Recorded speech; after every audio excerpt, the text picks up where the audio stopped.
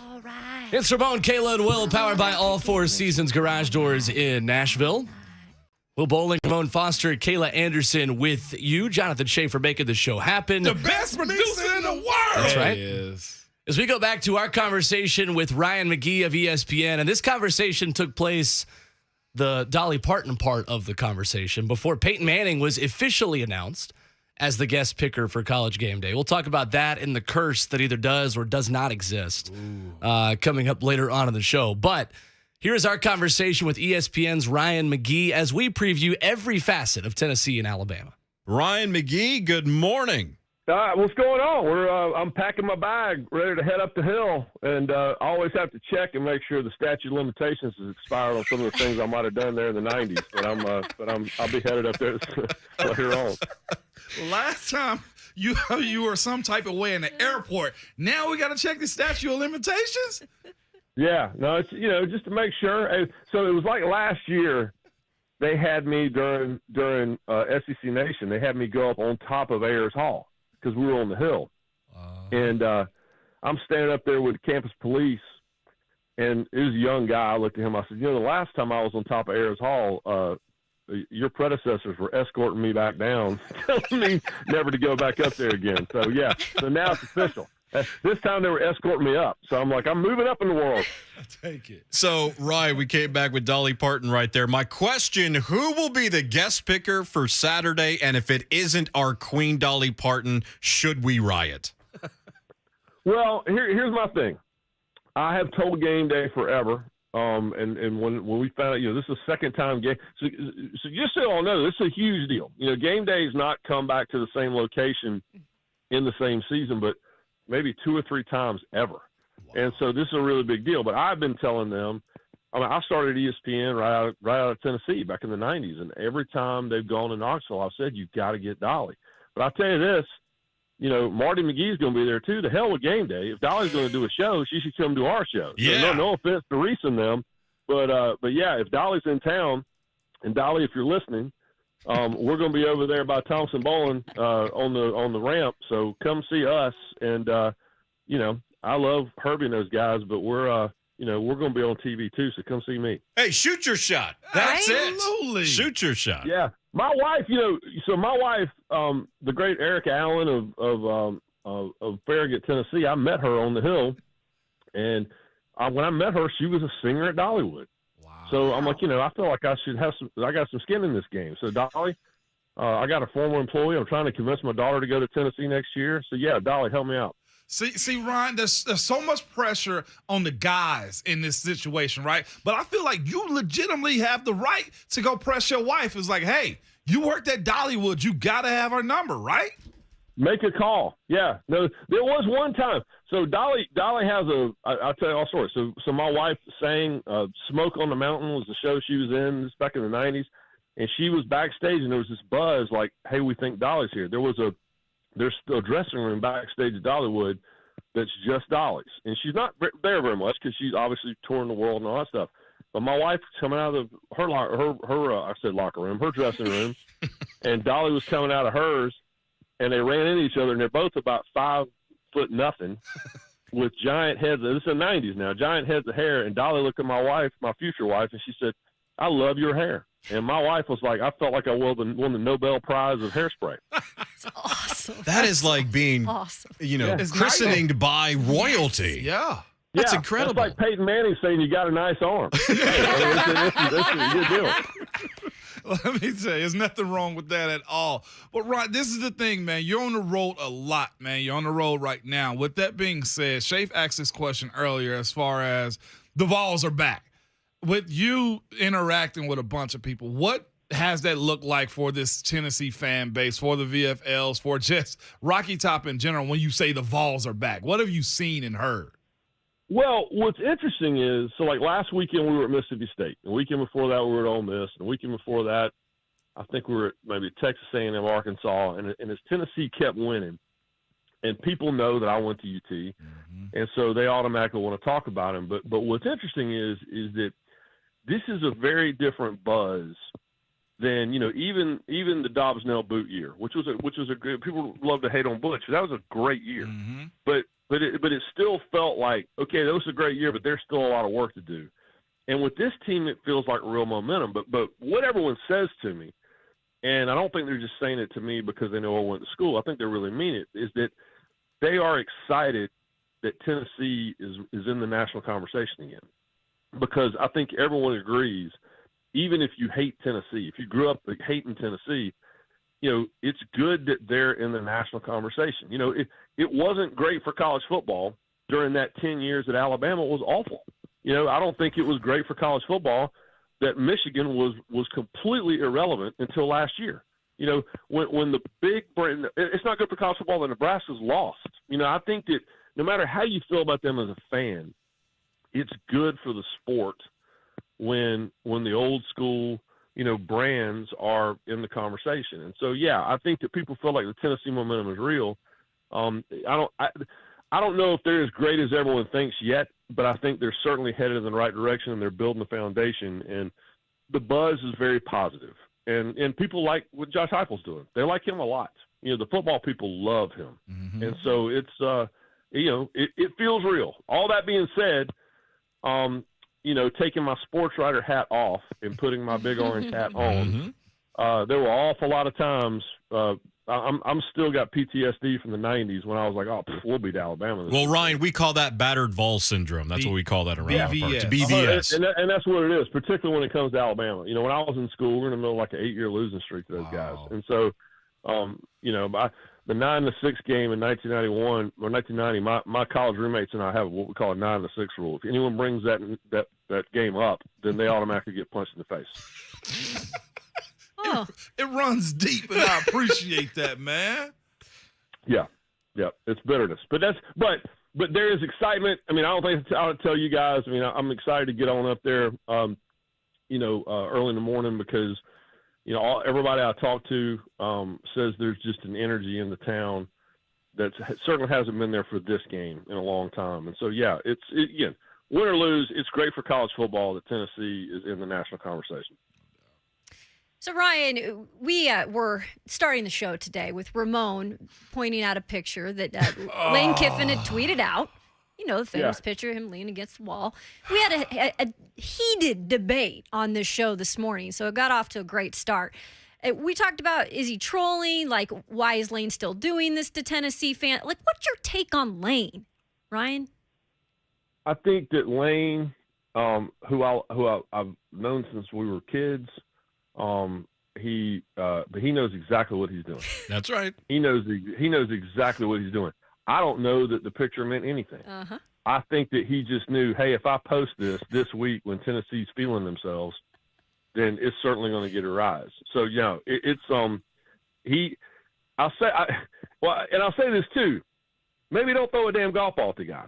If you don't want him to troll you, then maybe don't turn him into such a big deal, because you're just handing him the tools that he needs to keep tweaking you. And that's exactly what he's doing. But no, I'll tell you this though, and he said this to me before, he said it to a lot of reporters before.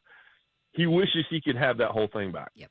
Because he knows that he handled it wrong. He knows that he's always going to wonder what would have happened had he stuck around. I think everybody does. And so, but that being said, if your dream job comes open, you got to take it, but you probably certainly could have handled it better than you did. But yeah, but at the end of the day, I mean, it's no different than just, your ex-girlfriend posting some picture on Facebook of y'all back in the day just to make your wife mad. You know what I mean? It's just, he's just doing it just to troll. But Ryan, even as a childhood friend of Lane, knowing Lane as long as you have, you can't admit he has a very punchable face though, right? No, we weren't friends. Okay, excuse me. I apologize. I apologize. Just to be clear, I write the story. So I wrote the story when my father and I wrote the book a couple of years ago, Sidelines and Bloodlines. The one I wrote about when my dad was a college referee.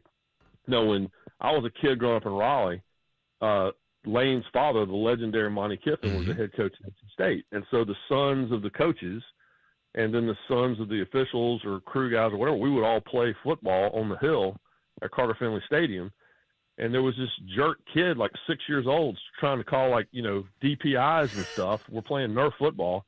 And, fast forward 20 years later, my brother calls and he goes, I think that jerk from Carter Finley just got the Raiders job. Yep. So yeah, that's how we knew each other. So yeah, I love it. friends, no, yeah, but he claims that I make that story up, but his father has verified that it was true. But we still have to answer the question: does he have a punchable face? Oh yeah, no, Okay. One of the most. Yeah, I had to keep my brother from punching him in the face when they were 7 years old. So the most punchable face of all time, and he has said this, is his headshot from like the Fresno State media guys. Yes. I've seen that. When he was rocking his '90s goatee that we all had, right? And it's you Google that, and you will automatically like want to get in the car and go to Oxford and punch him in the face. I feel like I'm just validated now, Ryan. Like I know I have a bunch of orange tinted sunglasses. I got numerous pair, okay? And I really got to back off a little bit, but I was right about that one, man. I appreciate you just validating me in the Lane Kiffin. 100%. I don't even hate him. I just be like, but why? That's always my answer. Oh yeah. But why? And now I know. Yeah. Because he gets airtime. Look at what we're doing. No, it's because he's been that way since he was 100%. 6. Everyone's always talking about it. Exactly. And he knows. It's like Wendy Peppercorn in The Sandlot. She don't know what she's doing. Yeah, she does. She knows exactly what she's doing. Yes. This is a great I just one. watched that movie again. Ryan McGee of ESPN joins us again, the pride of Rockingham and a VFL himself. So paint the picture for me with your show, Marty and McGee, going up there to Rocky Top this Saturday. What are you expecting to see? What do you want to see? And is Marty really prepared for this experience he's going to have coming up this weekend? Well, the good news is I don't believe that Vol Twitter is mad at him anymore. I didn't know they were mad at him in the first place. Oh, it was a big old thing. Last year it was because of the Ole Miss game. Marty and I both were very, very critical of the crowd. Like I thought that was a low moment. I really did. It was. But for whatever reason, maybe it's because of my diploma. They got much angrier at Marty than they did at me. And so yes, but he's made peace with him now. But no, we're excited, and it's fun. I'll say this: everywhere we go, Marty's Marty, right? So everywhere we go, everybody that all those college students and the party dudes, they want to take selfies with Marty. All their grandmas want to take selfies with me. So I know what my role is in this thing, right? Marty's famous. I'm the other guy in Wham, and that's fine. I'm good with that. However, when we go to Knoxville, it's a little different because those are my people. And so but it's fun. We had a great time there a year ago. We were there for the Georgia game last year, and we're excited. We got a great location. We're over by Thompson Bowling. Game day is going to be up on the hill. And I told everybody, listen, y'all saw game day a few weeks ago. Come see us. And I can tell you this. You talk about VFL. I'm not allowed to reveal who yet, but we have one of the all-time Tennessee studs coming to sit on our set for at least one segment on Saturday. Right. And I am you still might want to punch somebody in the face. As soon as I'm done with him, I'm going to run through a wall. Teaser. So are we allowed to guess, or is that off limits? No, well, I mean, you can guess if you want, but I can't verify yet because we haven't announced it yet. But I can just say this: he would knock you down on the football field, and it was one of the all-time best. Okay, so if we get it right, just don't say anything at all. If it's wrong, just cough, and I will be able to figure this out. But then that still goes again what he's doing though. I want to. God, who could it be? It's Al. It's Al. It's got to be Al. I'm thinking. I can neither confirm nor deny. Eric Berry? I think he just confirmed it by saying he couldn't confirm nor deny. It's Al. I want to go with EB. Yeah. It could be Eric Berry. No, you are in the right neighborhood, but no, it's Al. I'm so fired up.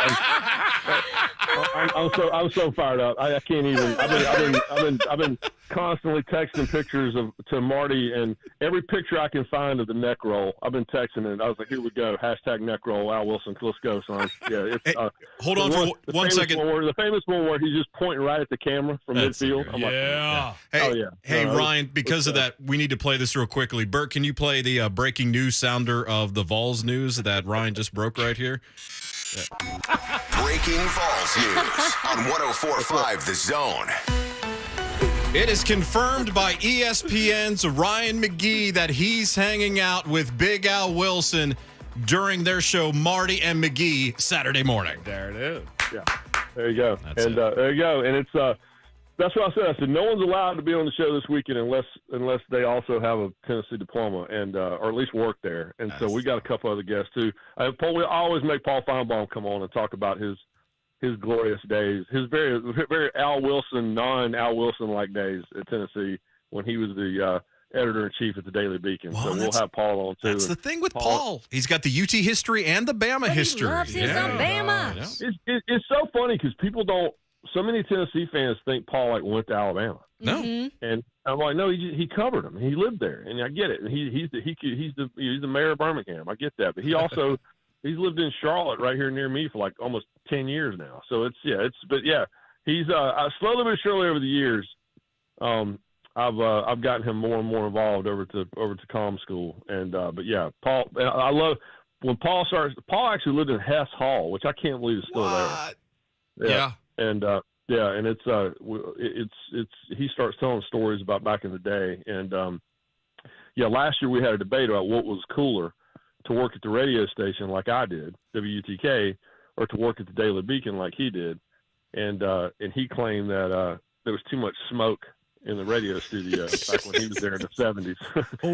Gee, I wonder what kind of smoke that was. I was in that studio. No idea. Yeah. And it got a DeVita, baby. When I was there in the 90s, they wouldn't let us do that. But y'all can tell. So we've had a great year. We've had a fantastic time. We've had great crowds. But I'm a little partial and unapologetically so, especially on the third Saturday in October. Ryan, I know you're busy, but on the way out, can you mention about your book?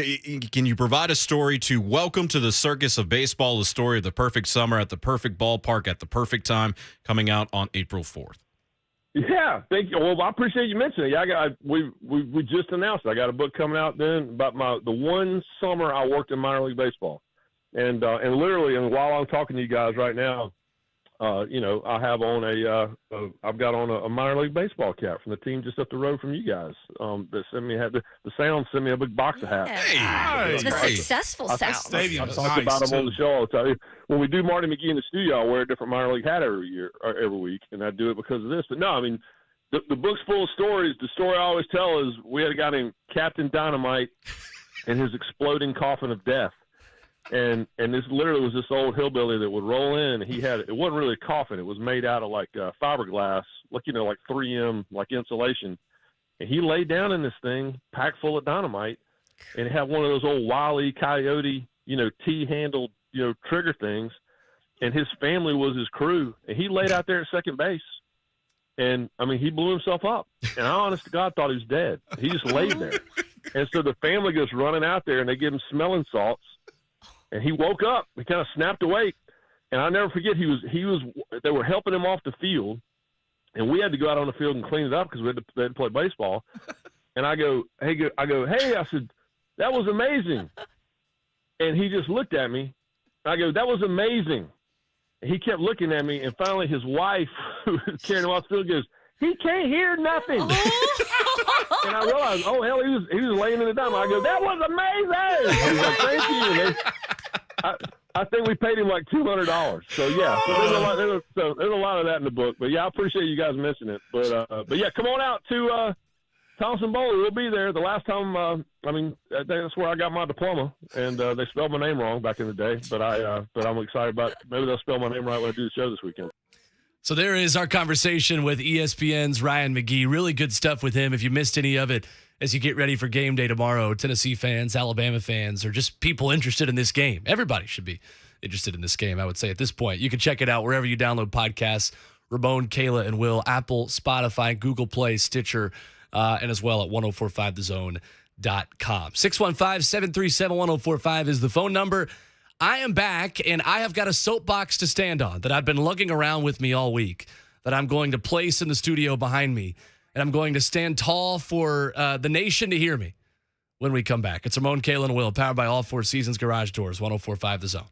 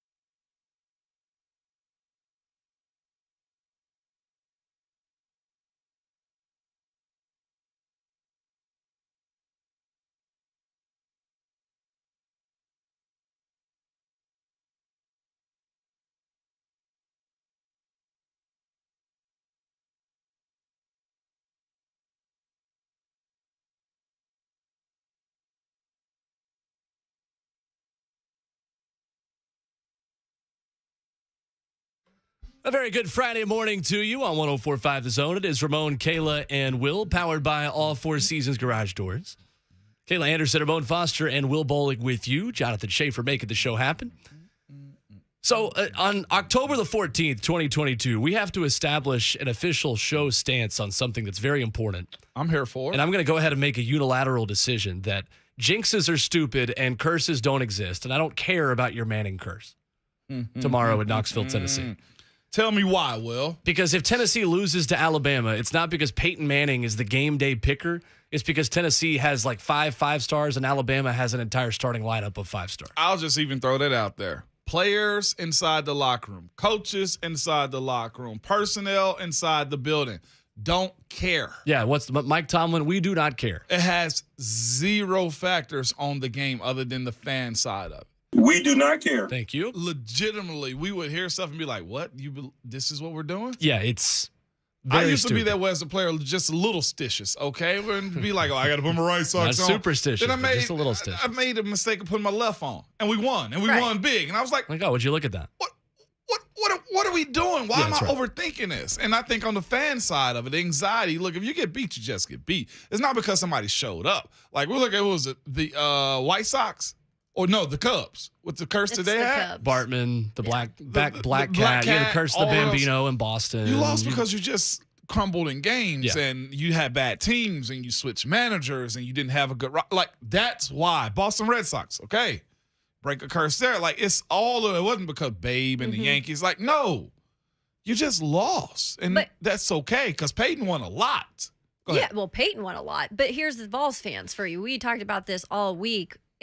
Just the uneasiness, some of the Vols fans who don't feel like they're quite ready to be that confident in beating Bama. And so then you have something like this come out and they're like, boom, they have one more little thing creeping in to tell them, oh, it's not going to happen. Yeah, that's But what with, it is. like Will Battered said, Vol syndrome. come on, just push that to the side. push it to the side. Push it to the side. The quicker we go to rehab for this type of stuff, the better the experience will be. Well, what do you always tell me? You've got a really good football team. Just enjoy it. Just enjoy. Yes. Be cool. Just be cool. You have something nice. How many times have Appreciate we it. wished when Alabama would come to Knoxville and win by 30 and it's all crimson in the stadium in the fourth quarter, just wishing for, can this game just be a good rivalry again? Yeah. Hey, it's a good rivalry again. That's what you asked for, You right? got what you asked for. You got what you In year asked 2. for, You man. got more than you could have asked for with Josh Heupel in year 2. 615-737-1045, the number if you want to jump in. Jason in the Borough up first to the phone lines this morning. Good morning, Jason.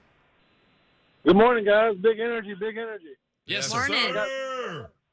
I got something for Mr. Ramon Foster. I'm here for it. All right, we gonna sing Rocky Top as many times as we can today. Get everybody's energy up for this game Saturday. So let's hear it. Y'all ready? Yeah. Send it. Rocky Top will always be. Home sweet home to me. Go Rocky Top. Woo! Rocky Top, Tennessee. It's the woo. Like Get some 'em. people Thank can't you, even Jason. enjoy the woo. Like, how come you can't enjoy the woo part of it? People always got something to complain about. Always. Y'all do sing Jason, it I a appreciate lot, that. I mean, Yeah. you do what you want when you pop.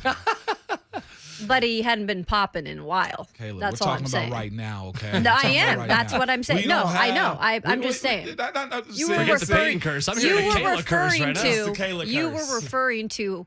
We had been popping. No, Well- not you. Now are. Well, we got to find that old video of that Florida fan that came to Knoxville and he was like, "Y'all sang that song it's so 4,300." funny. you got to understand though. Put That's yourselves a in the great other video. person's place because that's like with me at USC, right? Okay. That stupid Trojan with the two. These good song What girls is like that for? fight on, What's the fight two on, Fight On? fight on. Most annoying thing I've ever seen in my life. So I cannot. Those are explain it. dance cheerleaders. All they do is this the whole time. That's not a dance cheerleader. Ah, look at you get irked over there. It's the West Look at Coast hook 'em. that. Kayla's like, I'll fight So him do you do right like now. fight off? Oh, that's You right. like- you I'll like fight a off? Trojan. Instead of fight on, it's more like Suck it. Exactly. Yeah. Is it like fight off if you beat them? Like do you do like twos down, Can't It did. horns down, twos down? What's and the until conversion this rate? year, it's been a beating been- over there. Yeah, it has. Lincoln Riley will have his one, loss as like a 20-point favorite. It'll happen this year. Always happens. Well, Kansas State's not in the Pac-12 though, so maybe it won't happen. So Kansas State always had his number. Can I flip it? Is there anything in the SEC that irks you guys in terms of a fight song, or just something that another team does? I think Hottie Toddy's really stupid. Okay. How about the bells? Let's do that at after the Mississippi break. State? Bells don't bother me. SEC tradition pet peeves. This is a good topic. That's actually pretty solid. You're welcome. That's damn solid. Radio That's not professional actually. Kayla That was damn Anderson. solid. Here with us. Eric Cain coming up at 7:20 as well. VolQuest.com as we break down this game. And the biggest keys outside of stopping whoever plays quarterback for Alabama, whoever that may be. And a little bit of news about that and speculation about that yesterday, but we will see. It's Ramon, Kalen, Will. 1 hour down, 3 more to go. 104.5 The Zone.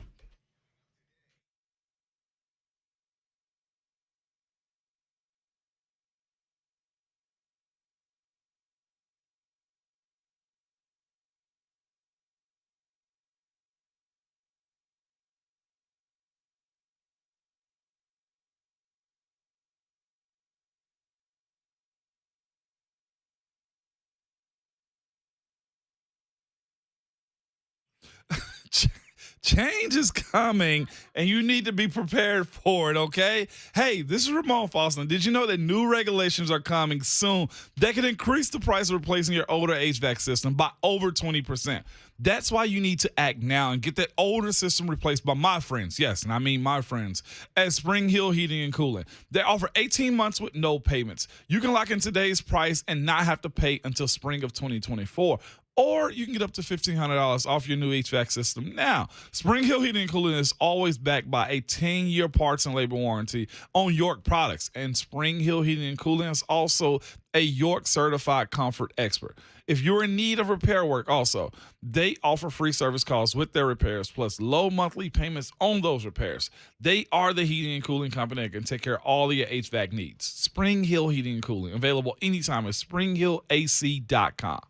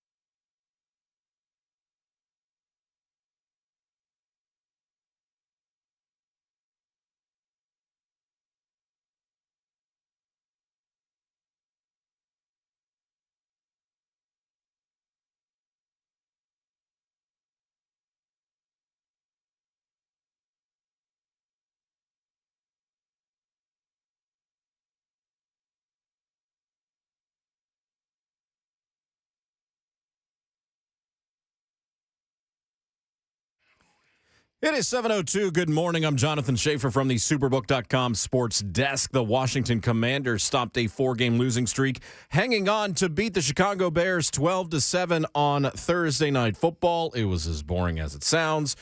Chicago's Darnell Mooney was ruled out of bounds at the 1-yard line on 4th down. That preserved the Washington victory. Takes the snap. Turns to his right, throws toward the end zone. That is bobbled up in the air. Is it incomplete? Yes!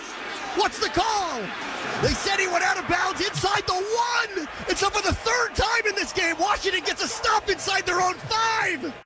And that sealed the victory for the Commanders. National Hockey League, the Nashville Predators started their home schedule last night at Bridgestone Arena, but fell to the Dallas Stars 4-1. Major League Baseball, the Astros defeated the Mariners yesterday 4-2 to take a 2-0 lead in their best-of-5 ALDS series. 3 playoff games today, 2 in the NL, and a makeup of the Guardians and Yankees from yesterday. Braves versus the Phillies at 3:37 this afternoon, series tied at 1 game apiece. And it's Alabama, Tennessee, tomorrow, 2:30 kickoff from Neyland Stadium. Vol Network coverage begins at 12:30. We'll have a special edition of the Tennessee Tailgate Show tomorrow morning from 11 until 12:30, live from 21st Mortgage Plaza. For foundation repair and waterproofing needs, visit USSTN.com. Breaking news at once on your Over the Titans and the Vols. This is 104.5 The Zone.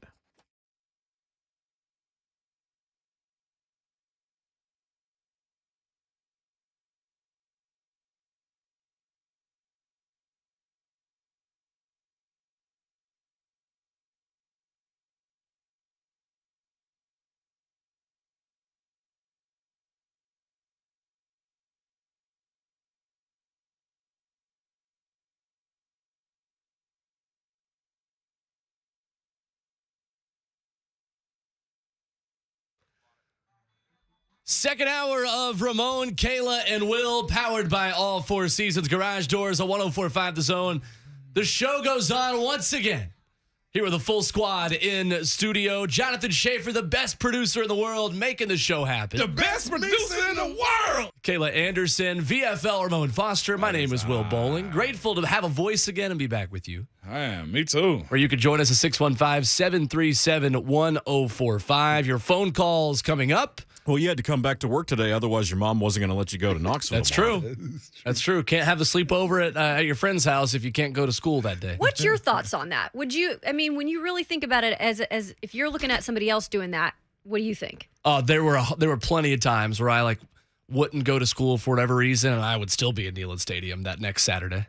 Oh, okay, so that's how it is. I was expecting the opposite answer. You kidding me? Too. No, I was always there. Too. I was always there. Well, you got to pose that question. I think it's very interesting. That was legit, though, by the way, of if it on that day of going to school, I remember it being I would want to go to the high school football game on a Friday. Even when I was in elementary school, go to the game, and it'd if you were sick today, you can't go to the game. You got to sit here and you got to get well. Fine.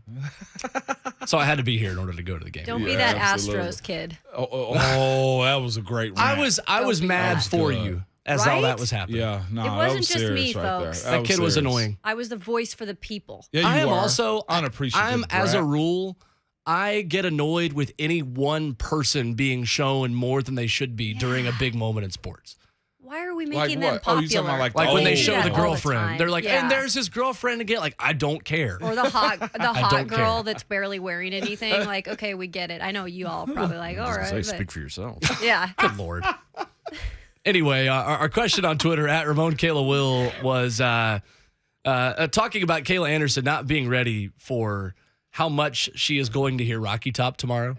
And the question was asked, what is the most overrated SEC tradition? Yes, we have lots to discuss about Tennessee and Alabama today, and that is the conversation that will unfold today on the Twitter sphere as the show continues. There are some great traditions in the SEC. There are also some that I will never understand that I think are pretty weird. The most overrated SEC tradition for me, and I've been consistent with this take for a while, it's the Grove in Oxford. Same. You can make the case for me too, because I'm with you on that one. The Here's Grove the in thing. Oxford. For me, everybody tailgates that fancily. It's just more centrally located there. Yeah. And people will come back at me and be like, "Oh, but that's what makes it cool." I'm like, "Well, like I like my oxygen where it is. Like I actually like being able to move around a little bit. Yeah. Like the fact that like there's nothing super unique about it. Like it's just everyone tailgates in just one spot. And like suits. everyone has a quad. Like Alabama has a quad. Doesn't Like that get Auburn kind of has a quad. sticky? Like Sweaty and sticky. Tennessee has air. Like Tennessee does it on boats. Like that's unique. There are only 3 places in college football that have the pull up like docks. tailgates, Yeah. like docks. Right. It's Baylor, Washington, and Tennessee. Nice. So it's the Grove, and then it's the hog worshiping of Wu Pig Sooie. Oh, If you ever seen that in person with that many people, Yeah, I have. it's not calling a hog, it's worshiping a hog. I have seen that. Awful. I'm with you on the Grove. Ben Zyman, I know you're gonna be chapped about this. My guy, he's an Ole Miss guy, but the Grove, I get why, I get it, but I don't get it. Does that make sense to you? So you're on Lane Kiffin's side then. wow. About the Grove, like they should come inside the Yeah. stadium and support their Yeah. guys. Yeah, I'm with them on that. Okay, I'm with them on that. Yeah, Yes. I told you I'm not opposed to Lane. Look Like, at no, my we've voice never- getting high again. I'm getting defensive. It's the classic, like, we've never lost a party. Like, well, you lost a lot of football games until Hugh Freeze got there. So tough, buddy. Ole Miss is the Grove. I'm like, I get. This is the other thing about the Grove. It's cool, but it ain't for everybody either. Okay. That's my And issue why? with it because it's very stuck in a time period. I'm just Okay. like, I only see one type of Yeah. like person there. Like, where's everybody else? Like, Fair. it's not a whole lot of it's not a whole lot of mixing in there. It seems like the Grove is really just for one group of people. I'd be like, yo, this ain't college. This ain't sports. Sports is very like open to everybody. I never heard anybody say they have a blast in the Grove, but it's a good time. For It's the people that go. there's an element of, well, let's just say there's an element of Deep South that perhaps some of those elements we want to move on from. There we go, Will. As Thank a world. you. Thank you. As a society. Better fit to say that. I think you just said racism is what you said, right? Yeah. Sure. I'll say it. Without saying, yeah. That's without saying. All right. Yeah, No, there I we mean, go. I thought just needed That this. place Yeah. is There we go. stuck in a decade Different that time period. happened a long It's time their ago. thing. And the land shark thing, like that's weird. You could have picked a better mascot. I know you got rid of the rebel guy, but like, come Why on, are you man. picking a land shark though? That makes no Marshall sense. Henderson. I mean, they could have got crawfish if that was what they were going to do. I mean, it literally was because of Marshall Henderson. Marshall Henderson. Mm-hmm. I'm lost on Ole Miss Really? history. You know, okay, so I'm lost Well, on this Ole wasn't Miss that long history. ago. So about 10 years ago, there's a guy who played basketball for Ole Miss. Think of the biggest trash talker you've Yeah, ever. but Ramon was in NFL world. You Yeah, have to no, that's fine. understand. No, no, Nothing I'm getting it. happened outside of I'm not that. blaming you. I was trying to survive my job. But there was a guy, Marshall Henderson. Think of like the biggest trash talker you played with, Ron Slay. and then put it in like a 6'3" white dude who just hits a bunch of threes in people's faces. Oh, Okay. okay. But like trash talks the way Ron Slay did. okay. Yeah. I would be interested to know Ron Slay's thoughts on Marshall Henderson. And if he thinks Marshall Henderson went to the Ron Slay or Ramon Foster School of trash talk, or if he's just kind of doing his own We'll thing. get it this weekend. That's fair. What's your Pac-12 irk? I hate the Trojan thing. The fight on. It is so ridiculous. The amount of times they do it, there's nothing to it. They're just bouncing up and down. With 2 fingers up. Like, okay, we're done. Over it. But essentially, after he would hit a three, he would put his hand in front of his forehead and do like a shark fin. I wonder if he got paid for that. It's like that's a I made. doubt it. Nobody would now. He would now. Yeah. I know a lot of people hate Tennessee orange too. I'm not really on that train, and I'm an outsider. Really? No, I'm not bothered by it. I like Yeah. bright colors though, so Yeah. maybe that's why. Okay. I'm with you. A lot of people I don't like- like I- Tennessee orange. People are like, that gaudy orange. Like, well, Yeah. you don't have to look at it. Like You I can wear don't like white. the Baylor colors. Yeah. Like that's When they did that's ugh. the all yellow the other day, That's ugly. the all yellow color rush jerseys Yeah. last week, which by the way, while we're on just pet peeves, it's not gold, it's yellow. What? Who's that? That color That for any color. team, and we've got a couple of them in Nashville Okay. that they call wanna make it that call yellow gold. Like, no, more it's royal. yellow. Like I get it. Marketing is a thing, and I'm It okay is. with it. It's yellow. Historically, It's not the boys in gold. It's the boys in yellow. By the way, are you guys irked anything that Texas A&M does? Because I feel like you would. I don't Oh even. my I just God. put, They're like newer I to the put them in their conference. own category. That's what I'm saying. Because they're kind of newish. Like those aren't even overrated. It's just bad. I can't wait to hear that. What is that? Midnight Yell. I can't wait to hear what this one's going to be like this They've week. been screwing up on that. They have been screwed. The dude couldn't remember his lines. Oh, goodness. A lot of Be people better. are irked by Georgia, too. The barking. Mean well, fans. that again, like to me, that's not even that bothers- overrated.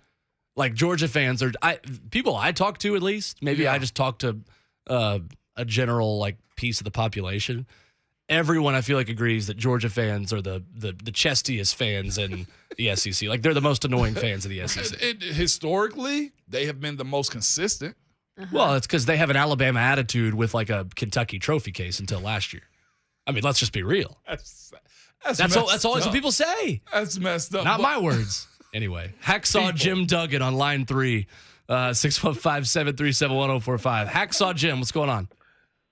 Hey, I want to tell you one thing that irks me in the SEC, and that's Will Bowen's Cain impersonation.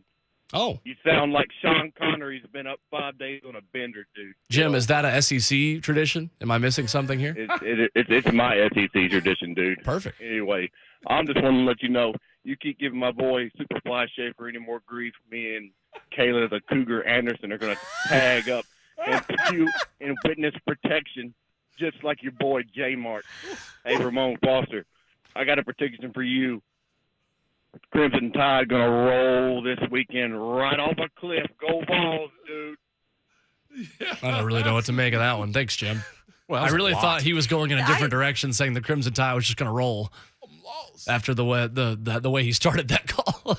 So is he with us or against us? I didn't know which one. He said Yes. go He said Vols. go Vols. Okay. But he said the Crimson Tide is going to roll off off a a cliff. cliff. Cliff. You damn right they are, Hacksaw. You damn right they are. Ho! So what's this Bane impression? Go You ahead. hadn't heard Go it? ahead. Let's do it. If his voice is allowed. Really adopted the darkness. I was born in it. That's right. With the way my voice That's is right. off of bronchitis, honestly, it's got a better effect. It's actually better now. It was good. It is better now. Yeah, I prefer bronchitis bowling. It's not bad. Okay. That's a new SEC tradition, folks. You had Bronchitis bowling. You had Bootstrap Bill and bronchitis bowling. That's right. Two different eras of my life. William Lee, Will the Bully. I got Bill Wolling a lot in high Bill school, too. Wolling. Bill Wolin. Yeah. Oh, and the I'm just gonna get them all out of the way. Yeah, let's do it. The Squidward's brother in SpongeBob named Squilliam. That was another one. What? That's right.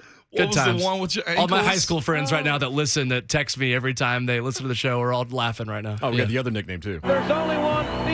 Phenomenal, Jonathan Schaefer. Thank you so What was much. the other one you had? I was afraid I lost that after missing this week. What was it? Bracket Bill? Bootstrap Bill. Bootstrap Yeah, I said that Bill. one too. Bootstrap Bill. That would hurt a little bit more at the time, but that's okay. Maybe in the future, billionaire. Billionaire. Oh, Billionaire. hey, speak it into existence for me, Kayla. Better play that lottery. Coming up next, we continue the conversation with Eric Cain on 3 Network covering Tennessee for VolQuest.com.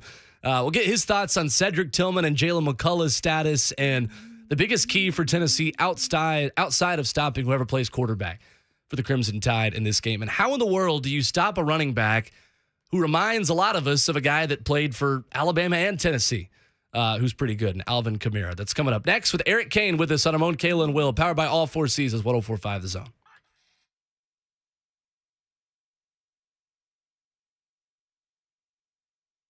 The 2023 model year 4s are out at Two Rivers Ford. And as always, you can count on Two Rivers Ford to make purchasing a 2023 Ford fast, easy, and fun. There are so many ways to shop, too. You can stop by the dealership in Mount Juliet. They're just east of the Nashville airport. You can reach out by phone to any non-commissioned salesperson at 800-900-1000.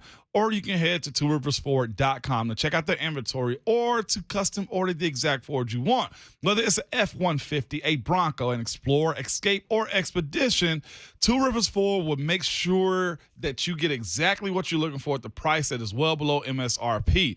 And that goes for custom orders too. In fact, Two Rivers Ford has been selling all non-specialty new Fords below MSRP for decades. And speaking of decades, you always hear me tell you that Two Rivers Ford has been locally owned since 1983. And we all know how much they do for our Middle Tennessee community. But did you also know that Two Rivers Ford is nationally recognized? Two Rivers Ford is one of Ford Motor Company's top 40 sales volume sale dealerships in the country, and that's out of almost 3,000 dealerships. No wonder they're able to sell at such a great price. They have an A-plus rating from the Better Business Bureau. They've won the Ford President's Award for customer satisfaction numerous times and are great people. Reach out to Two Rivers Ford and see for yourself what everybody else is talking about. Two Rivers Ford, powered by Ford, driven by people.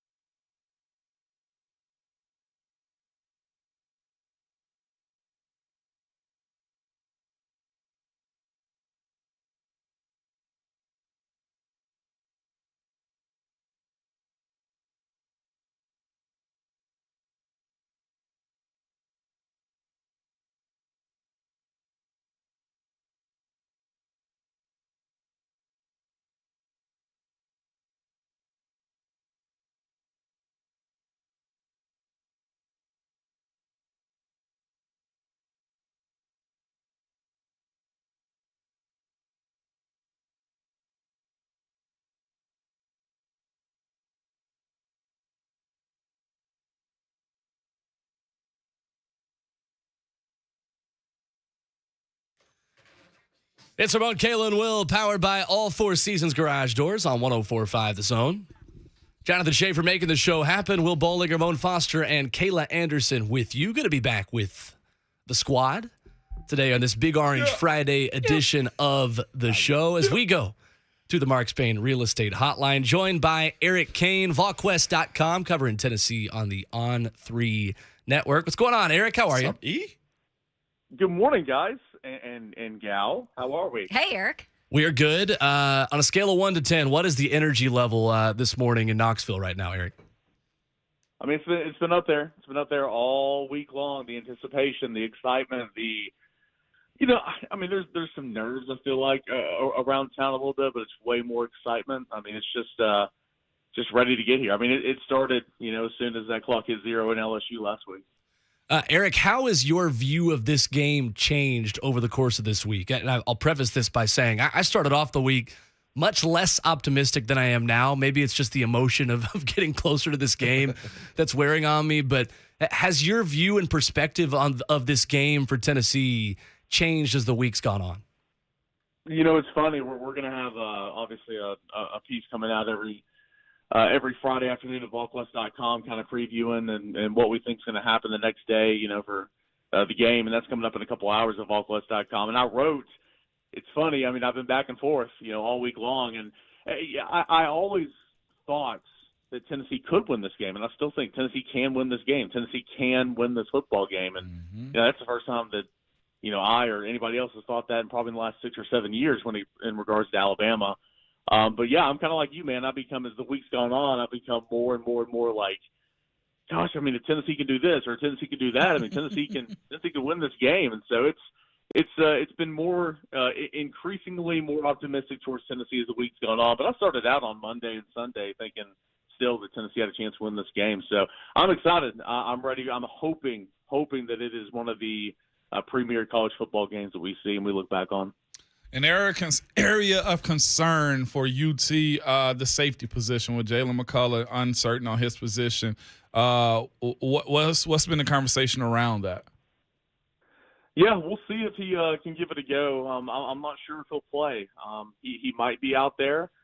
Josh Heupel's been pretty, non-committal about it all week long, saying that there's a process and he's not really going to comment on it. And, you respect that. That's usually how this thing works. But Tennessee has prepared a couple of different guys to be back there at safety if McCullough can't go. First and foremost, Danico Slaughter, a guy that's been around the program for 3 years now and, really wasn't a guy that you ever thought was going to factor into the defense. But then you look at the LSU game and he got 6 or 7 snaps, had a TFL. He got some run against LSU, which is kind of surprising at the time. But if Jalen McCullough can't go, he's going to be your starter at strong safety. And then, Wesley Walker, a guy that's played a lot of defensive back for Tennessee this year. He and Tamari McDonald it's not been a 50-50 split. It's been about a 65, 35 split or whatever that math is. Yeah, I was hoping you got that math right. Hey, we don't have to math in radio usually, right? But he can slide back and play safety as well. So if no McCullough, Danico Slaughter and Wesley Walker, two guys that'll fill in at safety. And, Tennessee's not been great at safety to begin with, but there's a reason Jalen McCullough's back there. There's a reason he's played so much football throughout his career. So it's not ideal when you're going up against Alabama, but we'll see who's back there. Cain, for me personally, there's one player of concern for me as far as Alabama goes on either side of the ball. That's Jahmyr Gibbs. How equipped is our interior defensive line and linebackers to actually get off of blocks to get him to the ground quickly? It's a concern, man. I mean, that's a concern for Tennessee. That's a concern for Ole Miss next week and Mississippi State and everybody else that plays Alabama. I mean, it's the stress that a guy like Jahmyr Gibbs will put on the second layer of the defense and the linebackers. Linebackers have got to be athletic. Linebackers have got to be able to run in space. Jahmyr Gibbs is a guy that'll line up in the backfield. He'll line up in the slot. He'll line up out wide at number one wide receiver. Truly a really, really good player. And Nick Saban is, just kind of gushing the last 2 weeks and saying, okay, this is why we wanted to go out and get Jahmyr Gibbs from the transfer portal. So it's going to be a challenge. I think Aaron Beasley's going to have a really big game in that regard. Tennessee, if you're in man coverage, you're going to have somebody free over the top just to help out and have all eyes on him, I feel like. They'll have to run Pirates a little bit as well, almost like a quarterback spy, especially if Milrose in that ball game. Jahmyr Gibbs is a really good player, and he'll make a play or two. Hopefully he'll make one play or two, in Tennessee's concerns, and, and they can try to bottle him up. But good players make, plays throughout the course of the football game, and I don't think tomorrow will be any different. It'll be a challenge, and that Tennessee's been repping against that all week long, trying to put themselves in position to slow him down as much as he possibly can. So, Eric, the Tide, obviously, probably the best team right now that the Vols will face in terms of defense, ranked number 6 in total D and number 6 scoring defense. When you look at Alabama's defense, how do you operate something like that when you're looking at Tennessee's offense that has clearly been one of the best in the country? It's going to be a challenge. Obviously, Alabama, Nick Saban coach defense. Is this the best defense we've seen from Alabama the last 10, 15 years? Probably not, but, it's still sound. It's still really, really good. They're giving up 12.5 points per game. They're surrendering just 84 yards on the ground rushing per game. Will Anderson Jr., in my opinion, is the best player in all of college football, and it's a challenge. And not only him, but he makes everybody else on that defensive line so much better. You're going to have to find out where Will Anderson Jr. is every single snap, and then block accordingly with 6-man protections, maybe 7-man protections. And what that does is it opens up something on the other side for Dallas Turner, and he's a pretty good player as well. So it's going to be a challenge, and Tennessee's going to have to consistently win some one-on-one blocks with one of those two players throughout the game. And that's going to be the challenge for those offensive tackles. And Darnell Wright, who had a really good game with B.J. Ojulari last week against LSU, as a good little primer. Will Anderson Jr. is a much better player, but still a good primer. Then Gerald Mincey at left tackle, if you get him back, and/or J.J. Crawford or Dane Davis, whatever that left tackle position looks like tomorrow, consistently winning some one-on-one battles between Turner and Will Anderson Jr., that's going to be the challenge tomorrow for Tennessee, to give Hendon Hooker some time to throw it down the field and try to attack that secondary it's stout, but it's probably the weak link in Alabama's defense. So we've had callers call in this week, and some Alabama fans saying that, this isn't really a rivalry. We've taken care of you the last 15 years, but the tradition goes back a long ways. I'm interested to hear, have you guys heard about Alabama this week and what the talk has been over there? Because when we look at it, it's been a little bit quiet on that side of it. There's some Alabama fans that'll sit up there and just, they won 15 in a row, and so they're confident they'll talk some smack. But, the sense I've been getting from the Alabama side, from the fans and, from media who covers, Alabama, the way that they're portraying this week down in Tuscaloosa, there's a little bit of nerves. Mm-hmm. Really, there's a little bit of nerves, right? You got an Alabama team that usually coasts through just about every game. They're challenged a couple of times a year, but they haven't been challenged by Tennessee in a long time. And they have not seen a quarterback like what they're going to see tomorrow in Hendon Hooker at all this year, right? Quinn Ewers gave them fits for about a quarter and a half before he got hurt. But outside of that, they pretty much had everybody in control. And so there's something to worry about in regards to Tennessee, and deservedly so. What Tennessee's offense has been doing, the way Hendon Hooker has been playing. There's some confidence there, as there should be, because, again, Alabama's dominated this series, but it's a new year, and it's a new Tennessee football team, and the direction with Josh Heupel. And I think that the way Tennessee's offense has been giving everybody fits, Alabama's recognized that, and some of their fan base is a little bit uneasy about it. So we'll have to see what tomorrow looks like. Eric Cain with us this morning on Ramon, Kayla, and Will. Eric, does Cedric Tillman play tomorrow? I don't think so. We'll see, obviously. He's improving. He's getting much better.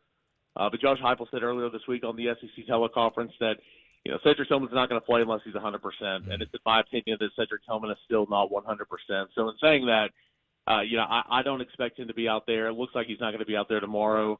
I would be shocked if you saw him against UT Martin. I think the next time we'll see Cedric Tillman will be against Kentucky. Yeah. So we'll see.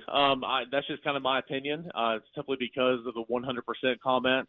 But Tennessee's offense, the way that it has risen to the occasion against Florida and LSU, Jalen Hyatt, Brew McCoy, Ramel Keaton, even the tight ends and Princess Fan and running back Jabari Small has been active in the passing game as well. Tennessee's done a great job overcompensating for the loss of Cedric Tillman.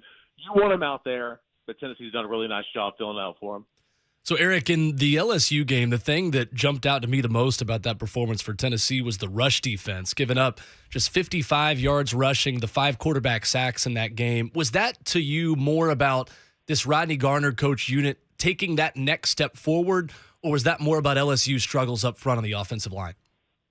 I think it can be both, right? I mean, LSU was not healthy on the offensive line, especially on that left side. They were down a tackle, they were down a guard at points in times, and so, I mean, Tennessee took advantage of it, right? But, I mean, Tim Banks, found a stunt that he liked up front, and he just kept going back to it and back to it and back to it. You saw Byron Young, loop back inside and the defensive end, wrap around to the outside. And then you saw Joshua Joseph do that same thing and get a sack, and Roman Harrison was active. And so I thought they did a really nice job. I mean, Rodney plays 12 guys up front, and none of them outside of maybe Byron Young are superstars. None of them will be on all SEC teams, but they've consistently gotten better, and they're giving Tennessee quality snaps. Bryson Eason, Dominic Bailey, Elijah Simmons, Karot Garland. They might not be playing 30 snaps, but they're giving Tennessee a quality 15 to 20 snaps.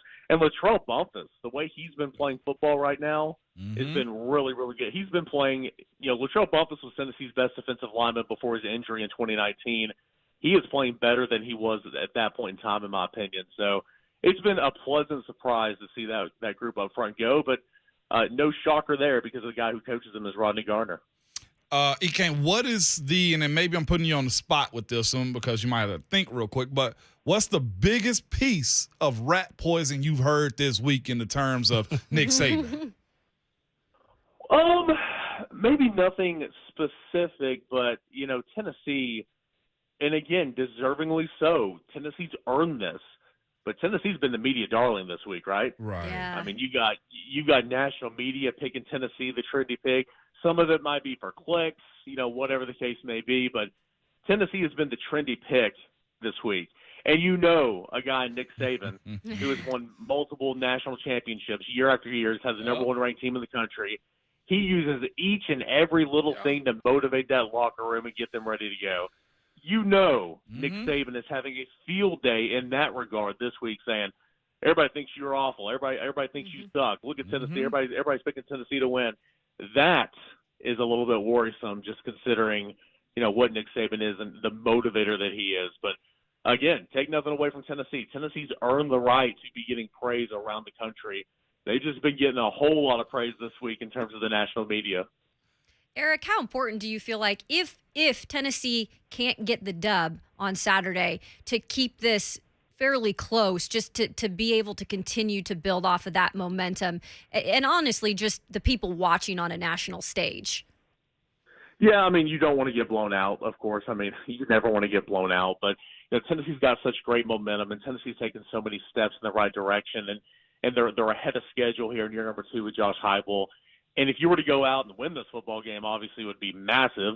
But if you go out and you play and you take Alabama to the brink and it's a quality football game, I'm not a moral victory guy, and I'm not saying that you should take that as a moral victory, but that'd be a much better look. And I think there'd be fans that would lose their mind because you didn't win the game, and that's okay. But you'd have an okay feeling about it because still, when you move on throughout the season, as big as this game is, for either team, you still control your own destiny in trying to reach Atlanta, right? I mean, Georgia is the game that really, really matters for Tennessee, coming up on the schedule. So it is not the end of the world whatsoever if Tennessee loses this game. But if Tennessee can win this game, again, you're just checking off boxes. You've beaten one of your rivals in Florida, check. Going on the road and winning tough competitive SEC games, like LSU or Pittsburgh, which is just a tough non-conference Power 5 game. You just continue to check the boxes, but more so than anything, you really just give this fan base something that's been longing for 15 years. So you don't want to go out there and get blown out. You want to be competitive, and you want to really challenge Alabama, which I wholeheartedly believe Tennessee will definitely do that tomorrow. But you still control your own destiny in the East with Georgia coming up later in the season. Good stuff as always. Eric Cain, our guest this morning on Ramon, Kayla, and Will. Find him on Twitter @_Cainer. Did a great job covering the Vols for VolQuest.com. Appreciate it as always, Eric. Enjoy the game tomorrow, and hopefully we will see you up there in Knoxville this weekend. Hey, sounds great, guys. Thank you so much. Thanks, all right, Eric. there is Eric Cain with us this morning on Ramon, Kayla, and Will. And when we come back, we react to some of the news that he gives us in that conversation. Plus, Tennessee fans might be needing a little bit of something a little bit stronger tomorrow to sip on. Well, luckily, we have got the tailgate tip of the week, courtesy of our friends at Maryland Farms Wine and Spirits. We give you the newest selection you can go pick up for your beverage consumption coming up tomorrow. Whether you are a Vol fan or whether you hope the Vols lose by 50. We will allow either side to enjoy a wonderful Paloma we'll tell you about when we come back. It's Ramon, Kalen, Will, powered by all Four Seasons Garage Doors, 104.5 The Zone.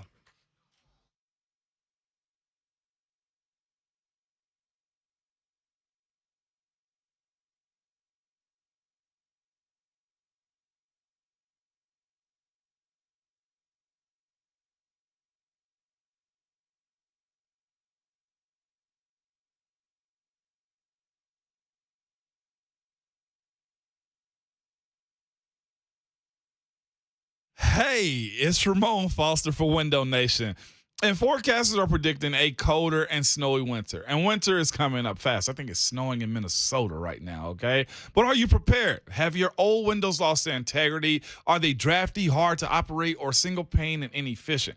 The experts at Window Nation can help you prepare your home to defend against colder weather with incredible savings. Right now, get 2 windows free for every 2 you buy and pay nothing until 2025. And imagine how much that 0% financing can save you, too. No payments till 2025. Add that to thousands more saved in energy time and energy over time. Leaves may be falling, but energy costs sure won't be going down anytime soon. And with expert installation from Window Nation, you'll join over 150,000 smart homeowners who have Window Nation windows protecting their homes. Start saving with one call to 866-90-NATION or visiting windownation.com, where you can get 2 free windows for every 2 you buy. That's buy 2, yes, and then you get 2 free with no limit. Plus, you pay nothing until 2025. Now's the time to winterize your home with this great offer before it leaves and rake in the savings. Call Window Nation now, 866-90-NATION, or visit windownation.com and tell them Ramon sent you.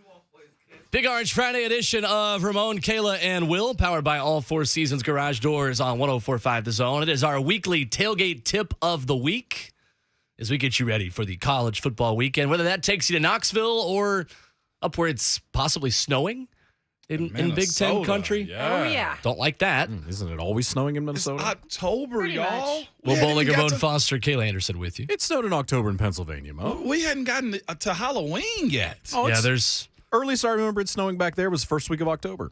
Wow. Moan I saw is people. so concerned. I saw people going for runs yesterday, like getting ready for a big meet this weekend, and going for runs in like snowy 35-degree weather. Again, in mental Wisconsin. illness, running. Yeah, it's factual. It's factual. 615-737-1045 is the number. Our tailgate tip of the week, courtesy of Maryland Farms Wine and Spirits. This was is a good one.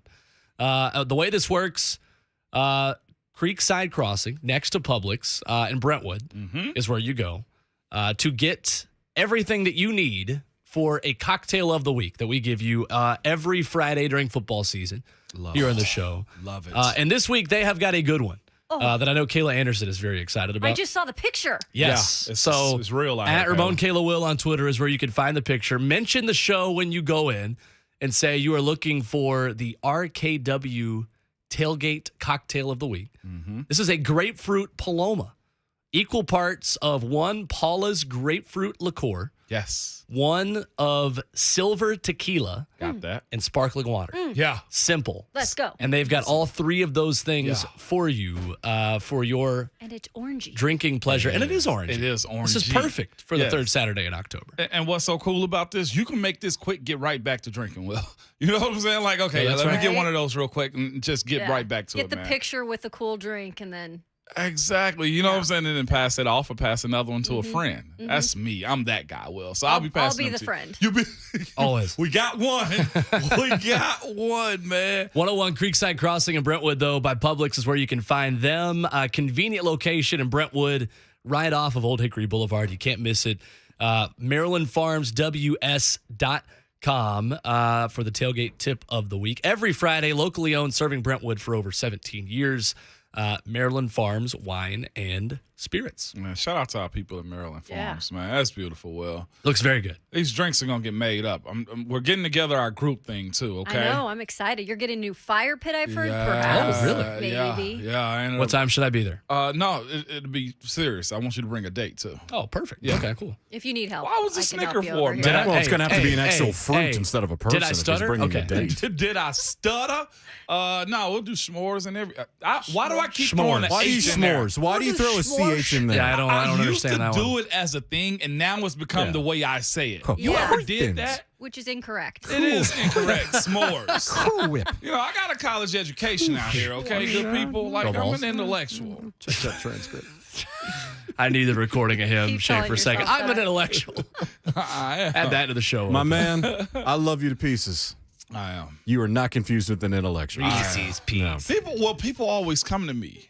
Oh, God. Here we go. You know what I'm saying? my goodness. You know what I'm saying? President of the Like, Beta okay, Club. all right. Well, Get the shirt printed. Get the shirt printed right now. People always come to me. Kayla, Listen, that's how all big I'm of a saying. nerd you all think I am is how big of a nerd Ramon Foster actually is, too. I gonna just make it look cool. let the people in on that. That's why I tell all kids, listen, get your daggone grades. You understand me? Thank you for it's one correcting thing to the be daggone. cool. No, I'm going dad mode real quick because we're talking about college football, okay? Yeah. And a lot of these kids want to play college football, basketball, baseball. Guess what? The first thing the coach is going to ask you, how's his grades? You can be both cool and a nerd. Yeah. Right? That's all I got, and I'm off my soapbox. I've been doing it for 25 and a half years. So I'm saying, air high five right there. Woo! There we I go. just am the cool part. See, give me some, Kayla. Everybody got a role. You feel me? Everybody it. got a role. I love it. I love Just not the tide. By the way, at Ramon, thank you. The correct answer. I had to keep you guys on your, This is good. you know. It's going to work out. KK be on. It's You gonna don't get work a out. nickname like KK, which you just a person. Like, you Jake- somebody with a name like Yeah. KK. Jake on Twitter tweets us at Ramon Kayla Will. If the Vols win Saturday, Ramon is not going to tear down the goalpost. Ramon will pull it straight out the ground. I'm talking about grown man, my granddaddy's strength. You hear me? That's right. You hear me? Yeah. Since Kayla didn't know, and Savage is in the chat right now, me and Ron Slay's granddaddy's strength, okay? That's what I'm telling. So okay. Yeah. Now you're representing. No, I'm representing. No, Is my this a granddaddy field storming game, hands by the is way? like crazy. It is. If you storm the field for this one? It is. They were obedient with Florida. This one not so you much. Can I ask you real quick? Yeah, go Have ahead. you guys been in field storming events? No. Not in college. You're kidding me. No. Never You have. guys is phenomenal. Is it It's really? a whole nother feeling. Like it's an outer body experience. Wow. I did it once when we beat UW at home in Pullman. What? It was the most incredible thing You ever. jumped the fence? Like you jumped the We railing? jumped the railings because we always get front row and we jump. Yeah. And so I hope you guys get That was a experience flex right there. SEC I was stadiums gonna are let not. that slide. Hold on, that was a flex. We Yeah, always sure, get sure, front row. First of all, you weren't the girls from Georgia who's pushing through the bushes, though. Bro, See, first that's of what I all, was we about to don't say. dress like any of the South, okay? We wear like Talk your jeans. stuff. We wear Practical. jeans and our 18 coats. Practical. You come ready With to our storm the field. beanies. Okay, Yeah. all right. Respect. I get it. That's what I was Basically, going to say. you dress the way I'm dressed today, which is a beanie and then have the Shit, you windbreaker look like you on. dressed Big to go beanie rob guy. somebody You know what we're right doing? now. Dogging. Yes! Dug in here. Right there. Will's like, don't do this. Oh, guys. wait till I shave later, and then I'll have the 5 o'clock shadow with the mustache and the soul patch. I've been peeping now. I've been Man, peeping. you're going to find an entry in IMDb of me on Breaking Bad. That's what it's going to look Yep. like. Which, by the way, I started that show for the third time this week Yeah. or 2 days ago. I'm on season 2. Started it 2 days ago. Wow, because you had Oh, a you whole lot haven't of time had, on your haven't had a lot hands. to do. Well, I just coughed and watched Breaking Bad the last couple days. I was gonna Seems say. like it's fitting. Honestly. Talk- Honestly. Kayla. I was going to say, though, just- No, that You was snorted. you. That wasn't Yeah, me. You snorted. I am anti-storming the field in Knoxville unless it's this game. Like Florida, like I'm very glad they didn't storm the field against Florida a few weeks ago because you were Right. favored by a touchdown in that Who game. did that the other day? Clemson did it when they it beat was that's embarrassing. when they beat what was it? When they beat NC State? That was embarrassing. No, That's that was bad. on the road. It was a different one. It was no, a different one I for thought Clemson. Wasn't it? The Maybe- NC State. Oh no, yes, it Yes, was. it It was was. NC State. And because I texted you after and said they do it after every game. Like for them, it's like a safety thing of like, well, Nah. like we're just gonna let you the all in the Clemson family. By the way, talk about overrated traditions. If you call your school a family, then I'm rolling my eyes at you. I'm Yeah. sorry. A college is not a family. I mean, I we had a apologize. show that called their fans the fam. That's true. There, Will. That's different. That's true. Because that's a smaller group of people. This is not hundreds of thousands of people. It's the family. No, like, now you can have like the VFL family of like former players. Like that's a small group of people. But the Auburn family and the Clemson family thing, I roll my eyes at that every time. Can I say something You're real too quick? big of a group of people to call Can I yourself say a something family. before we get I'm up so on this sorry. break? Yeah. Will's got a lot to say. Hey, look, I haven't yeah. been here all He's week. right. When That's you're right. off for what, Hey, 3 days? 3 days. Yeah. Take the Okay. surprise out your voice, please. Had to acknowledge it. My guy's going today. You signed me up to have He's things to say for 4 hours a morning. Nah, we signed you up to Seriously. pass the ball. Yeah, well, that's fine. Sometimes the point guard, when the point guard's open for a wide open three, he's going to shoot. All right. Okay, AI. Okay, Right now, Rondo. Right now, the cheerleader over here isn't going to catch it because every time I look Nah. over there, the pom pom. You like the pom pom on the making mic. me laugh. That's cool, man. Anyway, halftime of the show, beginning of the third quarter. That was a fast 2 hours, boys and girls. Yeah. I almost added a joke, but I'd rather not. About me? Anyway, we're just gonna keep it rolling. Anyway, hour number 3 when we come back, and in defensive. hour number 3, we continue the conversation with Joey Kent at 8:20. Connor Smith, the man who wrote "I Hate Alabama," the song that you've probably been playing a lot if you're a Tennessee fan this week. Halftime of the show, 2 hours left in a busy week on Ramon, Cain, and Will, powered by All Four Seasons, 104.5 The Zone.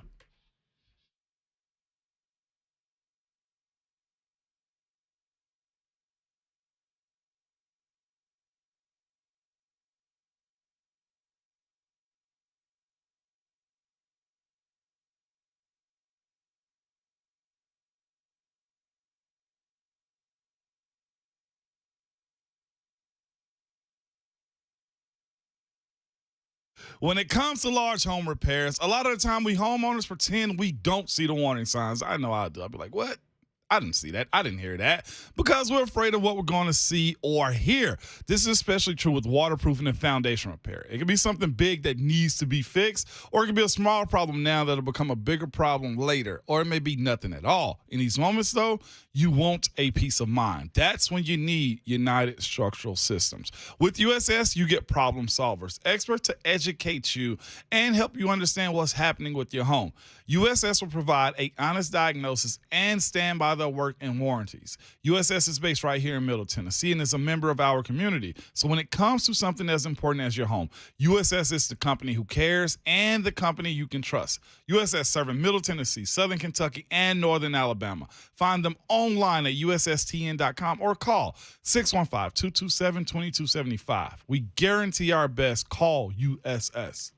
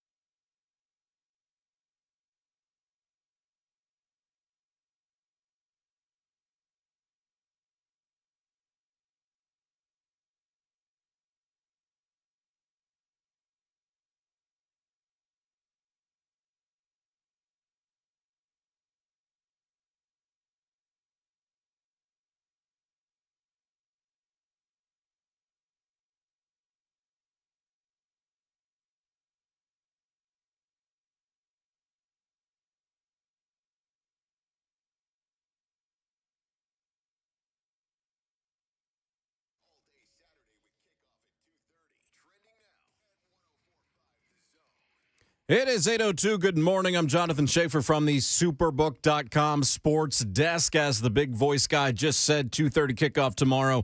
Alabama at Tennessee up at Rocky Top Neyland Stadium. Vol Network coverage begins at 12:30. We'll have a special edition of the Tennessee Tailgate Show with this crew, the morning show crew, and Ron Slay from 11 to 12:30 live from 21st Mortgage Plaza. The Nashville Predators lost their home opener last night at Bridgestone Arena. The Preds fell to the Stars 4-1. Washington Commanders stopped a 4-game losing streak, hanging on to beat the Chicago Bears 12-7 on Thursday Night Football. The Astros defeated the Mariners 4-2 to take a 2-0 lead in their best-of-5 ALDS series. 3 games today in the baseball playoffs. Guardians at the Yankees and the Dodgers at the Padres. Braves versus the Phillies. 3:37 first pitch for that series tied at 1 game apiece. And Nashville SC begins their MLS Cup playoff push. That's tomorrow, facing the Galaxy in L.A. Kickoff set for 2 o'clock. For all your foundation repair and waterproofing needs, visit USSTN.com. Breaking news at once on your home for the Titans and Vols. This is 104.5 The Zone.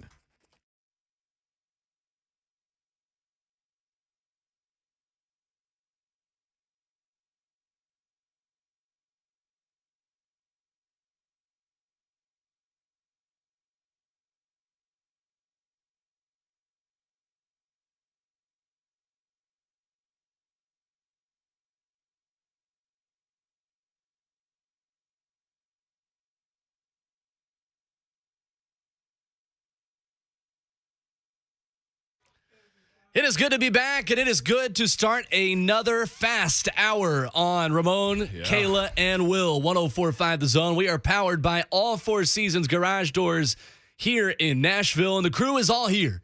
Once again, Jonathan Schaefer making the show happen. Ramon Foster, Kayla Anderson, and Will Bowling with you. Grateful to be back with you after a week of not having a voice. But today we are full voice. Yeah, we are. Getting ready for Tennessee and Alabama tomorrow. We will be there with a big show along with our guy Ron Slay. Yeah. Live on the Hill. And we have got a ton of guests coming up for you over these next 2 hours that if you got somewhere to be, if you're getting to work, if you're going wherever you're going, Ramon, Kayla, and Will on Apple Podcasts, Spotify, 1045thezone.com is the place that you need to go ahead and hit the subscribe button. We've got Joey Kent, Connor Smith, Philip Fulmer, Bryant McFadden coming up. Wow. It's going to go by quick, and we are looking forward to previewing every facet of Tennessee and Alabama coming up this weekend. Should be a good time, man. No matter what, I'll say this. Win, lose, or draw, there's no ties in football, is it? In college football? There's not. Thank goodness. Yeah. With that being said, though, this is a cool event that's leading up to this Friday, right? Like till Saturday. Like, if you're stressing over this, stop, embrace it, enjoy this. Like I said, we're pulling out all the stops as far as the guest goes. Us going to Knoxville, man. This game environment will be electric. I'm actually glad it's a 3:30 game because you can get there early enough, have a good time, go to the game, and win, lose, or draw, talk it out. Or fight it out. Whatever you choose. Whatever you choose. Like, for real. Like, it's that type of weekend here, and I'm excited for it. Yeah, I'm excited because this is my first time to Knoxville. I think I mentioned this earlier in the week since I went with Montana when I was covering the Montana Grizzlies. I was at that game. Yeah, it was rain. It was like a whole bunch of rain. Yep. They played the game, but total different atmosphere. And I still had a heck of a time covering the game in that stadium. So I cannot wait to see what it's like on an actual game day with this type of win on the line. Yeah. It does feel like more of a nervous energy than it was against Florida. Like, Florida was more of like an angry energy. This is more of the nerves that Tennessee fans, I think, were feeling in the second half against Florida. Tennessee fans were nervous for Florida, too. Don't get me wrong. But this one is more, you're ahead of schedule in this being the premier game in college football this season. We expected in a year or two this game to be competitive. Because Florida's gotten beaten recently. Right. Yeah. I mean, Florida's in year one. Florida is finally behind you. New coach. And then the other part, it's Nick, y'all. Like, it's Saban. Right? You always feel like he's the wizard. Feisty little. It goes back to the 01 SEC title game at LSU. But like, a game a lot of us would like to forget. And I think a lot of people look at the level of consistency Bama has had. as to where it's like it's hard to believe anybody's playing them. But you also look at the times in which they've fallen short to opponents they shouldn't have. A&M. You know, I know Clemson was real good, but you didn't expect those type of L's to happen. Watching Texas play them really close. Who was it last week? And I know they were without Bryce Young. Last week. A&M again. Big brother and little brother in Texas almost got him. You know what I'm saying? So there's a lot that kind of goes into why it's just like, oh, well, it's Alabama. I'm nervous, but you still feel confident. Like, at some point, the pendulum will swing for almost every program, right? Yep. It does. Like, I'm sure, Kayla, you saw USC and be like, God, dog, when they going to suck? Absolutely. You know? No, because I was actually in the thick of it when I was at Washington State. We had just come out of the era with Mike Price and Ryan Leaf. That was before me, but still really good football. I think my freshman year, we were ranked 3rd in the country. Yeah. So we enjoyed that first year of really good football, and then it kind of started to decline. At the time, USC had Reggie Bush, Matt Leinart. They were whooping up on everyone, and those mothers were big. Yeah. Yeah. They were some big boys. Yeah, they were, and they were recruiting like They that. were because Pete Carroll was there. They were. They came into Nashville and got a wide receiver. Yep. In that class of 2005 that went to, God, what was his name, man? Who is this? The wide receiver from Middle Tennessee that went to USC in 05. Oh, I'm not sure. Before my Patrick time. Turner. Yeah, there we go. Wow. Nice Yeah, job, Patrick Shane. Turner. I was just talking about Patrick Turner to one of my classmates, David Holbert. I was like, what happened to Pat Turner? Patrick Turner. I'm sorry, Shafe. I'll take the surprise out my voice. that you knew that Imagine, so fast. imagine a kid from Nashville going to USC. Why did they go to USC, Kayla? Because they was hot. Jalen Ramsey really was going to until Really he flipped hot. on signing day to FSU. Yeah, but now it's opposite until maybe Lincoln Riley turns things around. Everybody has been coming out of California, all the QBs out of California to the SEC. Nico Iamaleava. Yeah. Who else? Bryce Young. Ohio Master State's Day. quarterback Yep. is from the West Coast. CJ Stroud. CJ A lot of Stroud is from, So Yep. there's a lot of that's going on now. So I really, Kayla, disrespectfully, I don't want to see it go back to the Pac-12, okay? Well, USC is going to the Big Ten anyway, so. Big How Ten will I power. forget Big that? noon kickoff coming soon between Northwestern and USC. Yeah. Can't wait. I'd love to get your opinion on that. Not a fan and furious because it's going to completely rip apart the Pac-12, and Washington State's not going to get taken with anybody else. They're going to take UW, Utah, and probably like Stanford or something. Oregon, sorry. They're going to take them next, whether it be the Big 12. And here's Washington State, who has a great fan base, who has great tradition. It's going to be left all by its lonesome. So I'm not happy. And you'll pull in who? Who knows? Probably West in Fresno, like Fresno. Boise State. Because Fresno's getting Big a new 12 San power Diego Boise Yeah, State, like, according I'm to the sorry, Buck Rising but, Show. I San mean, I Diego guess we'll win State. conference championships, but Y'all missed my jab. That was a good one. sorry, what was it? I said Big 12 power Boise State, according to the Buck Rising Show. I mean, we don't Oh, usually wait, is listen that- to you anyway. That's fair. I didn't realize that's I cool. was listening to you today. No, that's great. I'll just go back home and start coughing again. I'll go get my cough drops and head back and watch Breaking Bad. I'm really hoping you save your voice for tomorrow. That's why I'm like, But what do you think? I know. I was bored. Because you're going to be screaming and yelling and No, hooting and hollering in the game. I can't help it. I'm Just gonna- there's the wheeze right there. You Yeah, can hear there it. it was. I Okay, heard it. Wheezy. It's fine. That's what they used to call Wayne Chisholm back in the day at Tennessee, too. There was. He had asthma. Big way. Yeah, Big Wheezy. It's my guy. Zach is up next on the phone lines at 615-737-1045. What's going on, Zach? Good morning, lady and gentlemen. I just have a few things to say about some Bammers. Oh, please do. Trent, Big Old Bus, Richardson, Freaking bum. Tomahawk Chop, Adam, and Funky Cheese. This freaking clown. Greg, not the best McElroy. Fire too slow. Good broadcaster, though. Jeremy Pruitt and Butch Jones. Freaking bum. Amen. Amen. That's awesome. Jerry, Let's Ride Judy.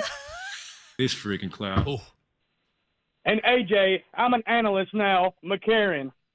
Ooh, not a good analyst. He's not. I don't like it. Hey, Shay, hit him with the short man in Miami. Bum. And to the entire University of Alabama.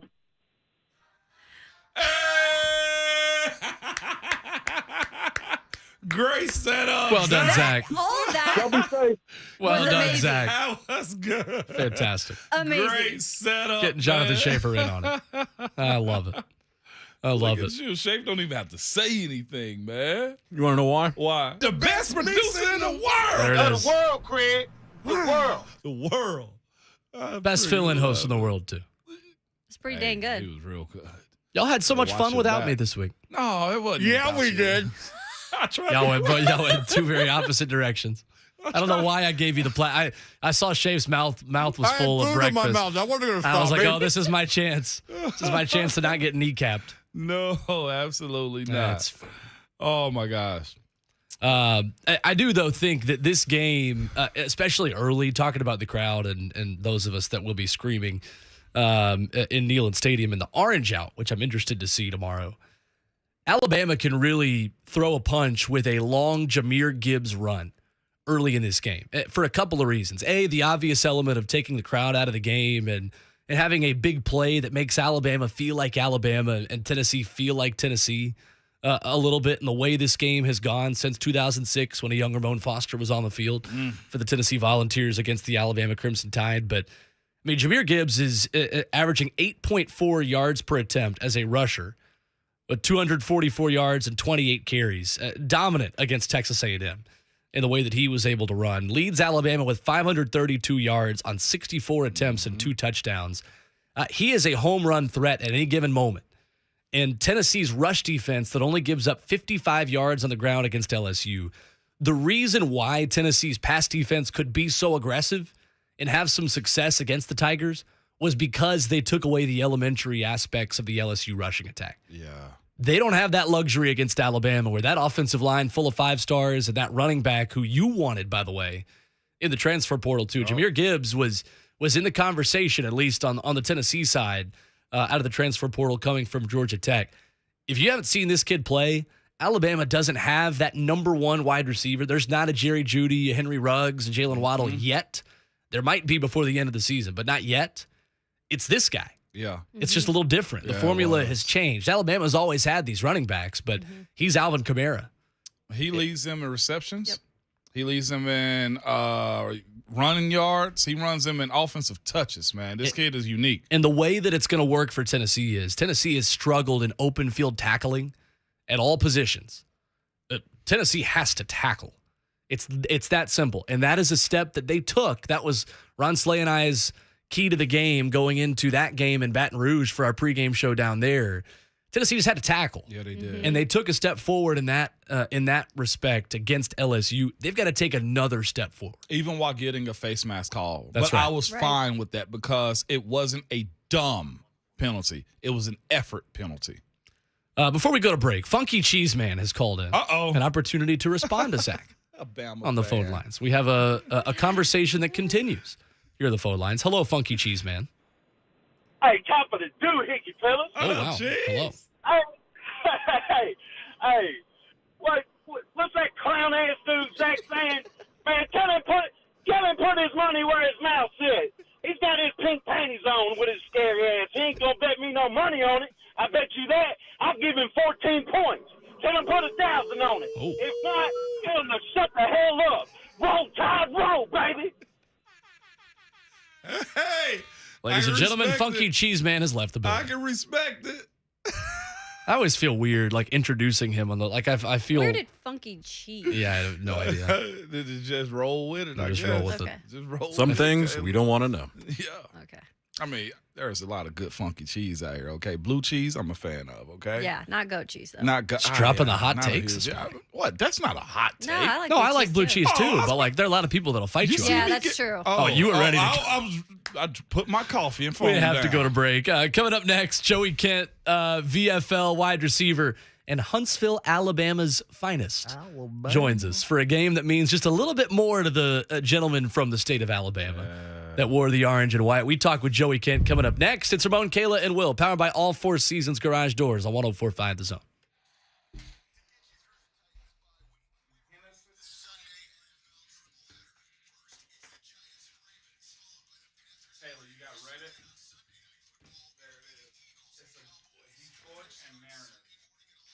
Oh, I knew it would be him.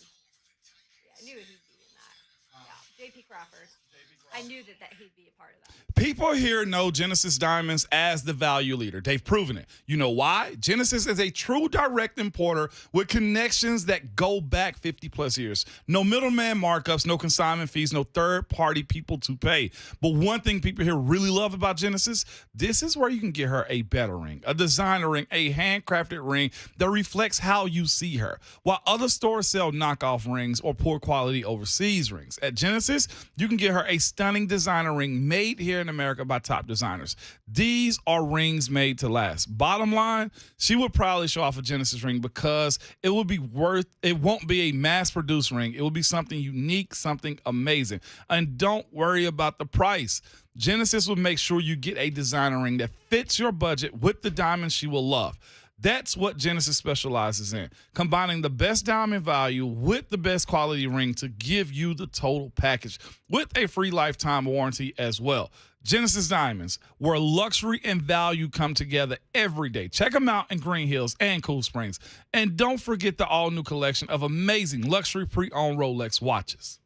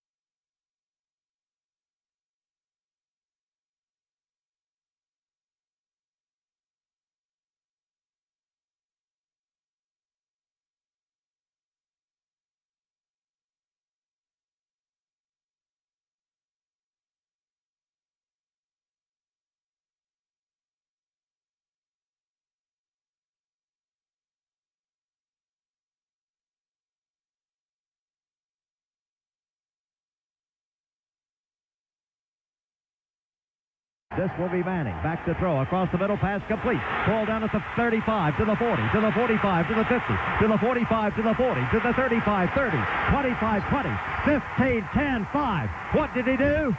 All he did was score. Joey Kent. Touchdown on play number 1. All he did was score, and all he does right now is join us on 104.5 The Zone. Welcome back in. It is Ramon, Kayla, and Will, powered by All Four Seasons Garage Doors on 104.5 The Zone. Will Bowling, Ramon Foster, and Kayla Anderson with you. Jonathan Schaefer, our producer, as we go to the Mark Spain Real Estate Hotline and check in with Huntsville, Alabama's own Joey Kent. What kind of emotions does that bring up, Joey, to hear that call from John Ward? But you guys are trying to make me warm and fuzzy early in the morning. But no, first off, congratulations to Will and Kayla. Thank you, Joey. Thank you. Yeah, that's awesome for you guys. But yeah, think about it, man. That was 27 years ago today, right? So who would have thought, 27 years ago we'll still be talking about that play when I'm 48 years old? Like I was, when my 21-year-old self would probably say, "Man, 48 is old." But now that I'm here, no, it's obviously one of the fondest memories for me and the team. That was a special night, special team. We broke the streak of 9-game winning streak Alabama had on us at the time, and so I tell you what, that after the game, the locker room, I've been in a lot of winning locker rooms, from AFC Championship game with the Titans, but that locker room that night was something special, man. The governor was there. When you have the governor in the locker room singing "I don't give a damn about the whole state of Alabama," that's something special right there. But yeah, man, special memory. Hopefully these guys on tomorrow can experience that feeling that we had that night in '95. Yeah, that's awesome. The governor, the cigars, the we don't give a damn about the whole state of Alabama. That's how I know, Joey, that, by the way, that Tennessee is on its way back, is when I see the locker room videos of the team singing that again. I know Tennessee officially does not want those videos to get out, but they get out. It makes me feel good inside, just hearing that in the locker room after the Florida game a couple of weeks ago. Yeah, man, you look at those old videos, it's all grainy. Even the first play in '95, like you look at that play or that video, and it's like it's in the '60s, man. It's all dark, and it just looks so funny because it seems like so long ago. But again, man, I hope they exercised some demons. This team did, beating Florida, and that's something that I actually didn't do. So I was so happy that they were able to get that monkey off their back. But it's something different. Alabama's different, man. For me, for some people or some fans, they look at Florida or Georgia as more important. And technically, from an Eastern standpoint, it is, right? Because even if we lose tomorrow, right, we still have a chance to win the East and represent the East in the SEC championship. But for me personally, and for a lot of people, Alabama is the game. Alabama is the standard, especially over the last, 15 years. Alabama has been the standard for college football, not only for the SEC. So we've gotten closer. Last year we were in the game, and it kind of fell apart in the fourth quarter.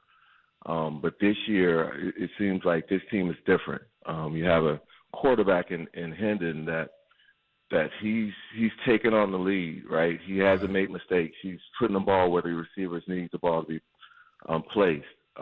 He's not turned the ball over.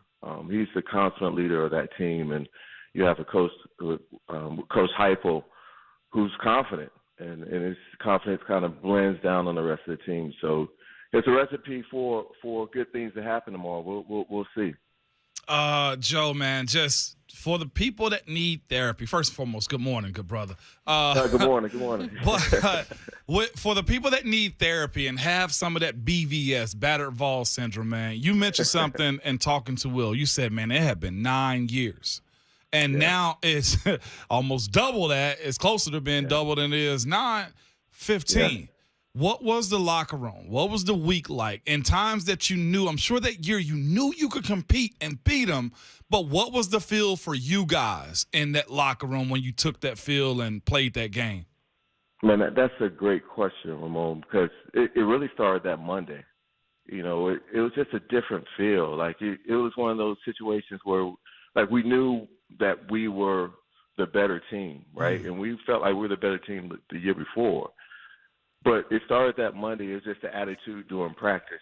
Everybody was business-like that week. It wasn't a lot of going out that week. And I just remember just the attitude starting that Monday, and it just kind of led all the way up until that Saturday night, man. And I sensed that from the team. My daughter actually goes to she's a freshman at UT, and she just mentioned that because I asked, like, does she see football players out and about? She's like, I really don't see them out because they seem like they're just really focused, and that's a sign of a good team, man. You have a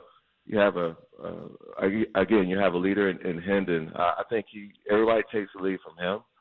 And they seem like they're business-like, and they know that they're good right now. They have a lot of confidence, man, and I'm just so excited to see the program back to where it was and where it should be. You look at, game day could have gone to Michigan, Penn State, or TCU or Oklahoma State, but they chose to come back to Tennessee less than a month after they were there before when we played Florida.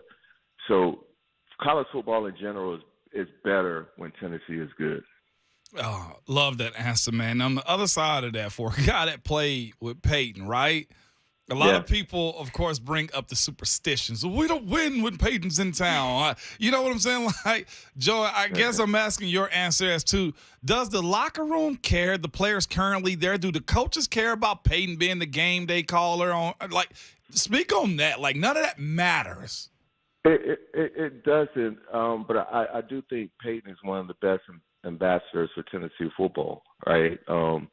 And I read about the curse, and I know I've been at games when he's been there, and it's been lopsided losses. But he was 3-1 as a player against Alabama, and over the last 10, 15 years, we just had bad football and not enough good players. And when a person of his stature comes to a game, he wants to come to a Georgia or a Florida or Alabama. But we just haven't been good enough over the last 15 years. So there's really no curse. We just haven't been good enough on the games that he's been there. So I'm looking forward to spending some time with him tomorrow. I know he's going to be the guest picker. We've been communicating this week, so we're going to spend some time together tomorrow. Spend some time with a lot of our old teammates, man. It's going to be so fun tomorrow. I'm I'm so excited to get there tomorrow morning. I was talking to my wife yesterday. She was like, what time do you want to leave? And I told her it's like this super early time. She looked at me like, come on, man. I'm with you. I'm just ready to go. I'm with you. Yeah. She just looked at me. She literally looked at me and shook her head and walked off. Yeah. I said, hey. That's great. Hey, the car waits on no one. Yeah. Right? The car waits on nowhere. Either you're going to be at this car when I start it up. If you're not there, hey, the car waits on no one. So Joey, that brings me to this question. As a player, it's different nerves, it's different feelings the night before a game, especially the night before a big game. But now, as an alum and someone who goes and watches the game, like, what's the sleep beforehand? What's the excitement? Is it a different type of nervous energy? Yeah, Kayla, that's a good question. I was thinking about that this morning. I went to bed thinking about the game, and I woke up thinking about the game. And I haven't had that feeling in a long, long time. Wow. Right? And I know Ramon is starting to feel that same way too. I am. Yeah, it's a different feeling because you have that excitement now, and because we know that we can score points, and if Kendon continues to play like he plays, turnover free and making great decisions, and the defense holds his own, we have a shot to beat anyone. And we haven't had this conversation in a long time, right? And we were just 2 years removed from the bottom falling out, 2 or 3 years from the bottom falling out, and now we're here. And that goes to show you have a really good head coach, innovative head coach, a really strong staff, a senior quarterback, and some talent on the offense and defense. That goes to show you can turn around a program quickly. And I'm so excited because we've all seen the last 10 years of disappointments and just every which way you can lose. And I feel good that people have that pride again in the orange, because if you've been a fan for the last 15 years, man, you've seen it all. Yeah. And I'm excited that Ramon's kids, my kids that grew up as Tennessee fans, can finally see what Tennessee looks like when we're winning, when we're strong. It's different. It's nothing like it. Everybody has their pride in their school, right? And, but it's really nothing like Tennessee when Tennessee is rolling. And you mentioned your daughter's a freshman, and I think that's so cool. You guys can start to share your own news stories of, this era of Tennessee football. I bet that's been fun for you, right? Yeah, she's actually said she's going to sit with us tomorrow, because typically she's obviously in the student section. But she made a point last week and said, "Hey, I want to sit with you guys to experience this game, this Alabama game with us." So, man, it's going to be fun. She said she wants to tailgate, because typically we've been up there a few times, and we would see her for maybe 10, 15 minutes. Yep. And then she's throwing up the deuces and heading off with her friends. But this game, I think she senses that this game is different. And so she said she wants to hang with us the entire time and tailgate and with us the entire time. So I'm with that, along with that, man, I'm so looking forward to tomorrow. It's going to be a hell of an atmosphere. I did not make it to the Florida game. And I heard so many good things about the atmosphere, but this is going to be a little bit different, man. This is going to be a little bit different. So I can't wait to get up there tomorrow morning. VFL Joey Kent with us this morning. So, Joey, what's this I hear about a story of you getting so excited during a game? Jonathan Schaefer always brings this up about you getting excited with your kids and maybe, a little too excited at a time during a game. Why you have to bring up old stuff? Hey, I read the cards that are given to me. No, I'm kidding. No, it was a Josh Dobbs Hail Mary against Georgia. My son was probably 8, 10 years old, and after Jennings caught the pass, man, I grabbed him and I literally almost choked him out. I was squeezing him so hard. I was so happy. I love this. I was I was so happy. We was swinging around like a movie, right? That type of situation. But that's what the passion of Tennessee brings out of a lot of people. You take a former player, man, that's been in it and been through the battles and know what it actually means, man. It's something special, man. And like I said at the beginning, I hope these players get a chance to experience that emotion of beating out. Everybody knows their record against Alabama. Everybody knows their record against the Big Three: Florida, Alabama, Georgia. But something about that Alabama record, you take pride in if you beat them or how many times you beat them. It's something about saying that you can say that for the rest of your life, man. And nothing can change that, right? And I hope these players get a chance to experience what it feels like to beat Alabama when Alabama is good. I love it. Joey, we could spend an hour breaking down this game with you. We are out of time, but man, appreciate the insight. Enjoy the game, and we will do this again soon. Appreciate it. All right, guys. Thanks for having me. See you, Joey. All right, there is Joey Kent with us here this morning on Ramon, Kayla, and Will. I love it, man. It means a little bit more for those guys from the state of Alabama to play in this game. And he's like, "We're getting up early. The car's leaving. You're not out. Kind of where You're left behind." Our family had the same conversation. We're out at 6:30. Yep. Tomorrow morning. I'm hoping traffic be easy, man. Oh yeah, it's gonna be something. I know. How packed is Buc-ee's gonna be? Oh, I was just thinking the same I thing. forgot about Buc-ee's. That's on my way back. Exit 3. Oh, it'll be on the way there and on the way back. I think 306 or 307. Something can't crazy. wait. Kayla and I got to be there early. Yeah, tomorrow, real early. Oh, yeah. Early. Because we're waving the flag. Yeah, waving the flag. Dave's with me. Thoughts and pairs, baby. Thoughts and pairs. Well, we'll be fine.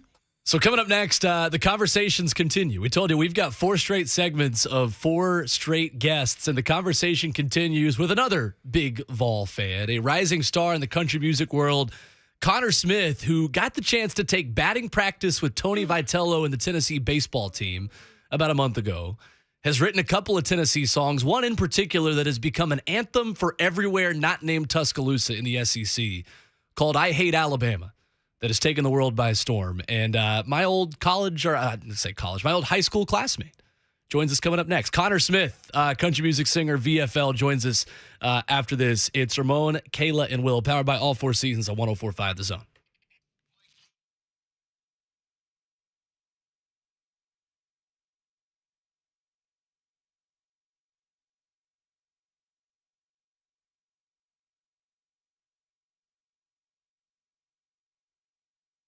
Hey, it's Schaefer. I'm with Trey Hartsook of Dickens Turf and Landscape Supply. And Trey, I know one thing, when we get into the fall and into the winter time, we don't think that much about our lawn. It's just one less thing we have to mow or rake or what have you, but it's really an important time of the season when it comes to your lawn in preparing for next year. You have somebody overseed, hit it with the starter fertilizer. It'll be green. It'll be lush. It'll look great. Then you get around the Thanksgiving month. It's starting to lose its color a little bit. It doesn't have to do that. At Dickens Turf and Landscape Supply, we have a custom blended slow-release fertilizer to keep that lawn fed throughout the winter months, so it'll be lush green even throughout Thanksgiving, Christmas, into early January. Stop in and see us. Don't let that lawn go to waste after you put in a ton of hard work on it. Stop in and see us. We'll give you turf advice, get you going. Any and all turf concerns, all you have to do, stop into a Dickens Turf and Landscape Supply near you. We're located in Nashville, Cool Springs, Hendersonville, Murfreesboro, Bellevue, Brentwood, Lombard, Mount Juliet, and Franklin. If you can't get a hold of us, check us out online,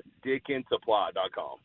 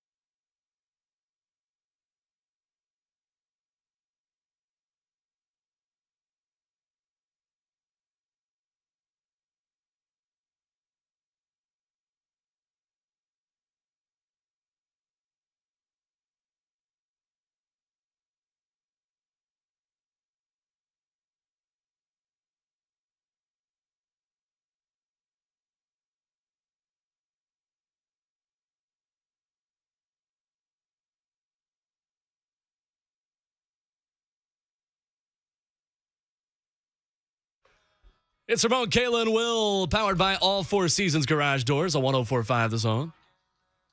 I have been playing this all week. In fact, I play this just all the time. Oh, you haven't been working, so. Well, that's true. You had a lot of time on your hands. Will Bowling, Kayla Anderson, and Ramon Foster with you, Jonathan Schaefer, making the show happen. And we are joined on the Mark Spain Real Estate Hotline by the voice you're hearing right here. Connor Smith, who wrote this song, performs it. I Hate Alabama. Connor, have you been playing this on repeat as much as we have this week? Hey, man, it's fun to watch this song come to life every week of college football, but especially for me this week. So we're on the road this weekend, played it live last night, and I definitely sang it with a little bit more passion. Well, Connor, I've known you for a long time, man. It's been so cool to see your career take off and kind of do this thing, touring around everywhere, not just in SEC country. But what have you been up to these past few weeks, man? Where were you playing this song last night? Well, right back at you. First off, we were so my bus driver is a massive Titans fan, massive Tennessee fan, and so every single morning when I wake up, I hear your voice on the bus. I love that. No matter where we're at, we're listening to the Zone. I appreciate it, man. Perfect. But we were in where were we last night? That's a great question. We were in Moline, Illinois, I believe. So we're in Indiana today, Evansville. And it's our last weekend on the road with Thomas Rhett, so we're in on a high note. So you mean to tell me you have a bus, you can travel across the country, and you didn't make a surprise trip to Knoxville? Like, what are we doing here? Hey, it's a sensitive subject. Okay. This is one of the hardest Saturdays ever of being an artist, because it's literally our last weekend that we have, and Saturday we've got a show somewhere. I don't know where we're at tomorrow. Dayton, Ohio. And the amount of texts that I've gotten asking if I'm coming to Knoxville to be a part of something for tomorrow, and I got to tell them no. It is disastrous. Yeah. As someone who's on the fan side of it too, now I appreciate it. With you being embedded at UT like this, man, what has this transition to watching us be in the pits to where we are now, to where you're like, okay, I gotta have this in my veins? Well, it's crazy, man. Like it's been pretty cool it's happened so naturally, kind of the way that my songs have kind of really revolved around Tennessee. First time I ever put out a song called Tennessee, which had the end of the song was me singing Rocky Top. Yeah. Mm-hmm. And then we put out I Hate Alabama, which like the fourth song I ever put out. And that song did what it did. And then this last song I just put out called Orange and White. And it's funny how naturally that kind of happens. So I guess it's true to me, but I think at every show that I have, there's at least one person wearing Tennessee gear, which is pretty fun. But yeah, I mean, I grew up going to every Tennessee game we could get to. My dad had season tickets, and we drive up there all the time. And so Neyland Stadium, holds a lot of memories for me. And it's been cool to now have songs that get played at the tailgates there, and even over the stadium every now and then. Yeah, Connor, tell us about Orange and White. My husband actually played it the other night. He turned, it was probably like 11:30 at night. He's like, you got to hear this song before you go to bed. I'm like, man, I'm just trying to go to bed. So he pulls it up on YouTube, the music, obviously YouTube channel for music, and we were listening to it, and I loved the lyrics. Just tell me a little bit about what went behind that song. Yeah, well, Orange and White is kind of unashamedly the kind of the follow-up to I Hate Alabama, and really kind of about a Georgia girl falling for a Tennessee boy. And I wrote the song. I'm 22. All of my friends are seniors at Knoxville, and so as an artist, I really staying true to who I am has been a big thing in the songs we put out, and the song kind of fit that. I wrote this with three buddies, and yeah, it was just kind of this story of another kind of story of college football love that we put out, right in August, and it's been it's probably my favorite song to sing live right now. I was going to ask you, we're in Nashville where everybody comes to be a songwriter. Like, what was it for you that separated yourself to being signed and on tour right now, and then everybody else in this city wanting to do that? I think that's important to ask and to hear your answer on that.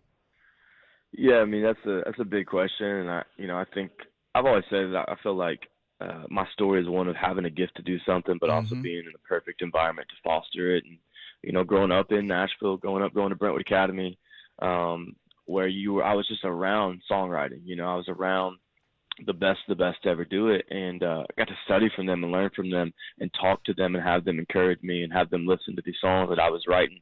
I started writing songs when I was 6 years old, and so it's all I ever wanted to do. And so I definitely got a head start. I think at the same time, because writing songs was my first passion before anything, I think that was it's been a big advantage for me because, if you can't tell your story, you don't know how to tell your story, then who will? And so kind of coming into this industry and being an artist, starting as a songwriter, and kind of that being my main motivation is definitely something that I think has helped me a lot. Okay, when it comes to nerves, Connor, I'm going to throw this question out. What would you, I guess, because you've already done this, your first time on a big stage performing and then getting ready for this game against Alabama, more nerves where? Yeah, there's no even question. I'm going to be more nervous at 2:30 tomorrow. So it's fun. I've got one of my best friends in the world, and he comes out on the road with us and helps out, and he's a massive Alabama fan. And I told him, I said, hey man, here's the deal. I'm firing you on Saturday. I'm rehiring you on Sunday. Yes. This ain't gonna be good, but yeah. And the problem is that whatever happens in this game, I got to walk on stage immediately after, and I get on stage about 7:30. So Tennessee loses, it'll be tough. But if they win, it'll be a special show. Cool.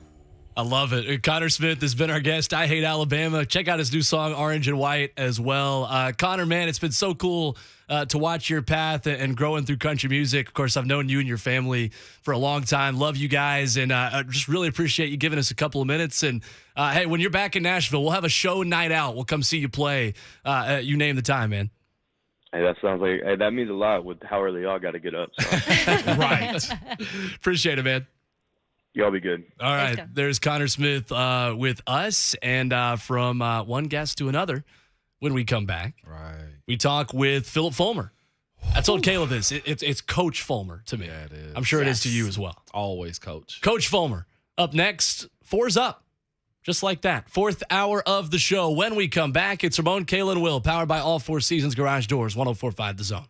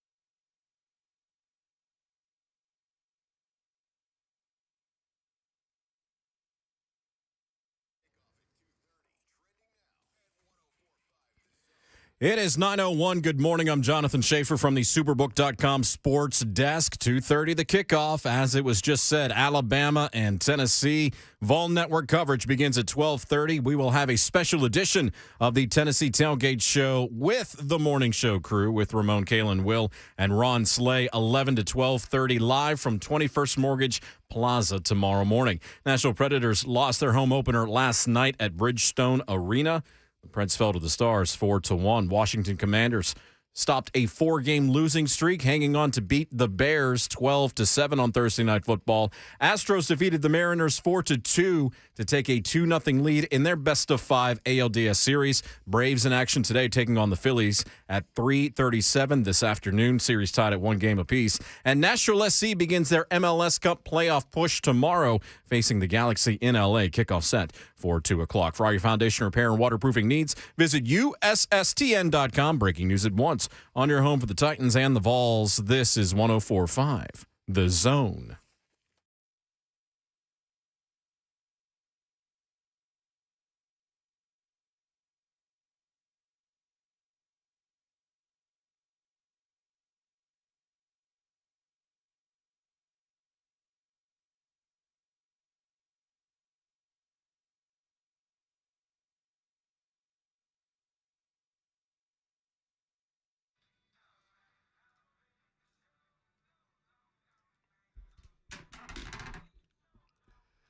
Fourth and final hour of Ramon, Kayla, and Will on a Big Orange Friday edition here, powered by All Four Seasons Garage Doors on 104.5 The Zone.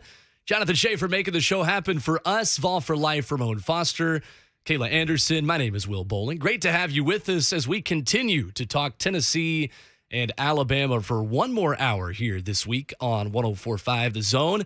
And we are pleased to be joined on the Mark Spain Real Estate Hotline by Coach Philip Fulmer. Coach Fulmer, good morning. How are you? Hey, good morning, Will. I'm fine, thank you. Hope you guys are. You're taking care of my good buddy Ramon, I'm sure, every day. They're trying. We are, Hey, he's taking care of us. No doubt. Coach Fulmer, how cool is it just to see this Tennessee-Alabama game be on the national stage again this weekend for you? No, it's fantastic. I mean, our team has really played well. It's been fun to watch the development of it. Our offense is just, off the chart, and Hendon Hooker's playing as well as anybody in the country. And Ramon knows how I feel about this game. This game is the most special game for both Tennessee and Alabama every year at this time, and now to be on the national stage, it's just really exciting to watch. Coach, you've been on this national stage a lot in your career as far as coaching. And one thing that's always been apparent is, and I tell this to people all the time, the head coach to quarterback relationship is huge. From Ainge to Clausen to T to Peyton to all the guys that you've had. How important is that for you or for the head coaches like Heupel and Hendon Hooker right now? No, it's really important. I mean, those guys are, the leaders of your football team, not only on the practice field, but, in the locker room. And when you've got a dynamic personality or a dynamic player at that position that's on your team, and leading like you want them to lead, that makes it a whole lot easier. And I was very blessed to, have Heath Schuler when I started off, and then, then Peyton and then all the guys that you just mentioned there that were great quarterbacks. And it just seems like Coach Heupel and Hendon are on the exact same page. And the guy's thrown all those passes and not thrown an interception. That in itself tells you that he's a great listener and a great, follower of a program. So it's fun to watch, and I'm thrilled for our team, and I'm thrilled for our fans, and all of us old former Vols. I'm thrilled for that, to get this game back meaning what it's supposed to mean. And that's what's so unique about it, too. You mentioned atmosphere some, too, Coach. Like, I went back to the Florida game and saw that. And I saw guys from my era. I saw guys from eras previously before me and after me. And I'm sure you have to have that feeling, too, Coach, when you go back up there. And it's it's a good feel. How important is that for continuation of building from recruiting and just funding also at the University of Tennessee? Well, it makes a world of difference. Two subjects there. One, the former players coming back, and I think we all feel welcome. I'm at every game, and down there on the sideline. I think I missed you last time, but down there and seeing everybody just makes it really special. And those prospects being able to see those guys on the sideline and supporting the team makes it really big and important too. And hey, I want to be as successful as so and so, at Tennessee was. And then you get the fans, and they're back and being loud and proud and very, very supportive. And that's what it takes from what it looks like on television, what it looks and feels like on the field for the other team, having to manage the noise, and then obviously again for recruiting purposes, it's so important. And in finances, as you build new facilities or you do NIL deals or whatever, that money is important. So everything's flowing in the right direction right now, Ramon. Coach, what is a Saturday like for you now on a game day, and especially a unique Saturday like this one? And how much do you enjoy just the other side of it? Kayla, I enjoy hosting, people. I have a box, and, I get to see people there, friends, and some business things and stuff like that.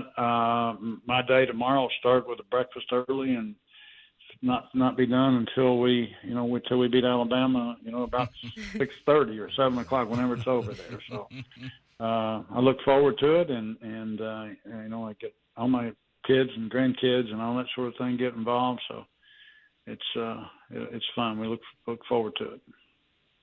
Coach, I remember when I got on campus in 2004, we ended up beating Alabama that year. And I'll be honest with you, I didn't really understand the significance of the cigar game, if we can say that now, and just what beating Alabama was. And I distinctly remember playing that game, you making, I think, all of us dress because we had to understand what this game was, like all hands on deck for a game like this.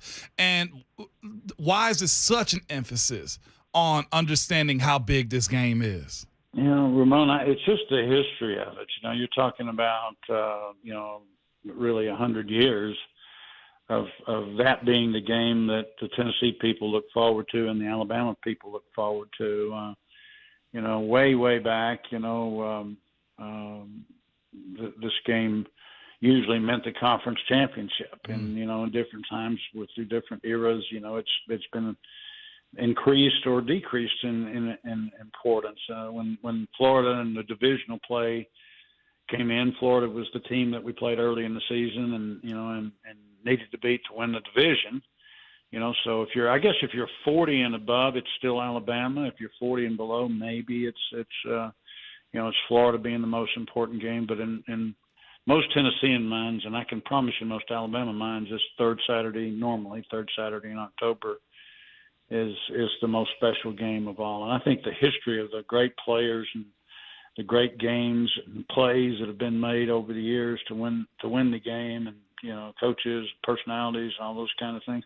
And it really fits this time of year in East Tennessee because you've got the crimson of colors and the bright orange colors of the trees and everything. It's just really a special time. And Neyland will be rocking on Saturday. Sure will. Philip Fulmer with us this morning on Ramon, Kayla, and Will. So, Coach Fulmer, I was there for C.J. Phaeton's 4th and 19 catch in 2003. And I remember as a kid, that is a core memory for me, being at that game, 51-43, the win in 5 overtimes for the Vols in Tuscaloosa. But from those wide receivers and C.J. Phaeton and James Banks, and you talk about Kelly Washington and Jason Swain, we had Joey Kent on the show an hour ago. How does Jalen Hyatt, Cedric Tillman, Brew McCoy, how impressed have you been with these new crop of Tennessee wide receivers comparing and carrying on that wide receiver tradition that you guys had at Tennessee? Well, I'm very impressed with this group of receivers. One, they spread everybody out so far that they get a lot of one-on-one opportunities, and those guys are hard to bring down in space, and Defenses have to respect them and spread out with them, which makes our run game have a chance to be even better. We'll have our biggest test of the year this week with that Alabama defense, and then others, later in the season. So, but to answer your question, I am super impressed with not only the personality of the offense and how it goes about their business, but for the individuals being able to make plays in space, particularly the receivers. It's just been incredible to watch. So as an offensive line coach, or even just as an offensive lineman, how stressful does it appear to be to block in this offense? And kind of how impressed are you with the way that those guys have been able to take a step forward in the trenches for Tennessee this year? They've really improved. That wasn't a group that was our strength last year, to say the least. And I think they've really, they're older and stronger, and a year in the system. But the system also helps them. Ramon can tell you that. If you can get them spread out and only have to block 6, it makes a big difference than if they've always got that extra guy, somewhere plugging in to stop the run. Right now, people can't do that. They've got to spread out with us or make a decision to blitz, and that creates lots of opportunities for the offense. So, but we're better in the offensive front. As an offensive line coach, but also as an offensive coordinator and coach, I love taking advantage of people that have to spread out and with you and being able to run the ball. So that's going to be important on Saturday. Coach, O-line is your thing and it's mine too. I'm not sure if I actually told you the story, at least on air, but I think it was my redshirt freshman year. So it was my second year there. I was in for, I think, Rob Smith for a couple of plays, and I think Cody had ended up rolling his ankle. And I didn't understand the situation, but I was messing up plays, Coach, and you just told me after watching me, because you watched the OL, take off. And Coach, I remember just running the practice fields, and I made one loop, okay? And then I made another loop, and I never forget, God rest his soul, man, our brother Paris Harrison was like, "Hey, Foster, how many did he tell you to run?" I said, "He didn't give me a number." He said, "Oh." He was like, "What did you do?" But you was preparing me, as you said, this OL wasn't the strength, and I had to work through my stuff too. And look, this is a hard sport. You got to play this thing the right way. And look, you're capable, but the mental side of these games is what's most important. No, you're 100% right. It gets back to being physical and big and strong and all that sort of thing. But if you're not going to the right guy, or you're not stepping the right foot, or whatever, you're at really at a disadvantage, and ordinarily it's not going to work out for you. Mm-hmm. So you're 100% right. The mental part of it, the mental, just knowing what to do and how to do it, but also the mental in the third and the fourth quarter to be tougher, than the other team. Those things all come into play. And this team has shown resiliency and toughness, and being able to make short yardage is going to be huge, and those kind of things in these games. So a lot will be on the offense and the defensive front. I feel that way about every ball game, but in particular games like this. I love it. Good stuff. On the way out, Coach Fulmer, do you have one favorite moment out of a Tennessee-Alabama game that sticks out above the rest in this rivalry for you? No, that's really hard to say. I think we were 11-5 against them, which was fantastic during that era. And then when we played them, when I was a player, we were I think 3 out of 4 or 3 something like that. Mm-hmm. So it's beating them. That's the biggest thing. Having more points at the end of the game. That's what we need to do. Right. I love it. Coach Philip Fulmer has been our guest this morning on Ramon, Kayla, and Will. Appreciate the time, Coach. Great to hear from you, and we will catch up again soon. Thank you, guys. Thanks, Coach. All right, there is Coach Philip Fulmer with us this morning on Ramon, Kayla, and Will. I love that. No, that's not just that. That was a humble flex right there. That's my guy. There's not just one moment. We were pretty good against him. 11-5. Even adding when he was a player. Even as a player, it was 3-4, 3-5, whatever. Something like that. That's it. That's it. When we come back, the conversation continues. Bryant McFadden, CBS Sports, joins us to giving his thoughts on this game for Tennessee coming up tomorrow, and the perspective that we need on the way out for the guys outside of Bryce Young who can beat you wearing crimson tomorrow in Knoxville. That's next with Bryant McFadden on 104.5 The Zone.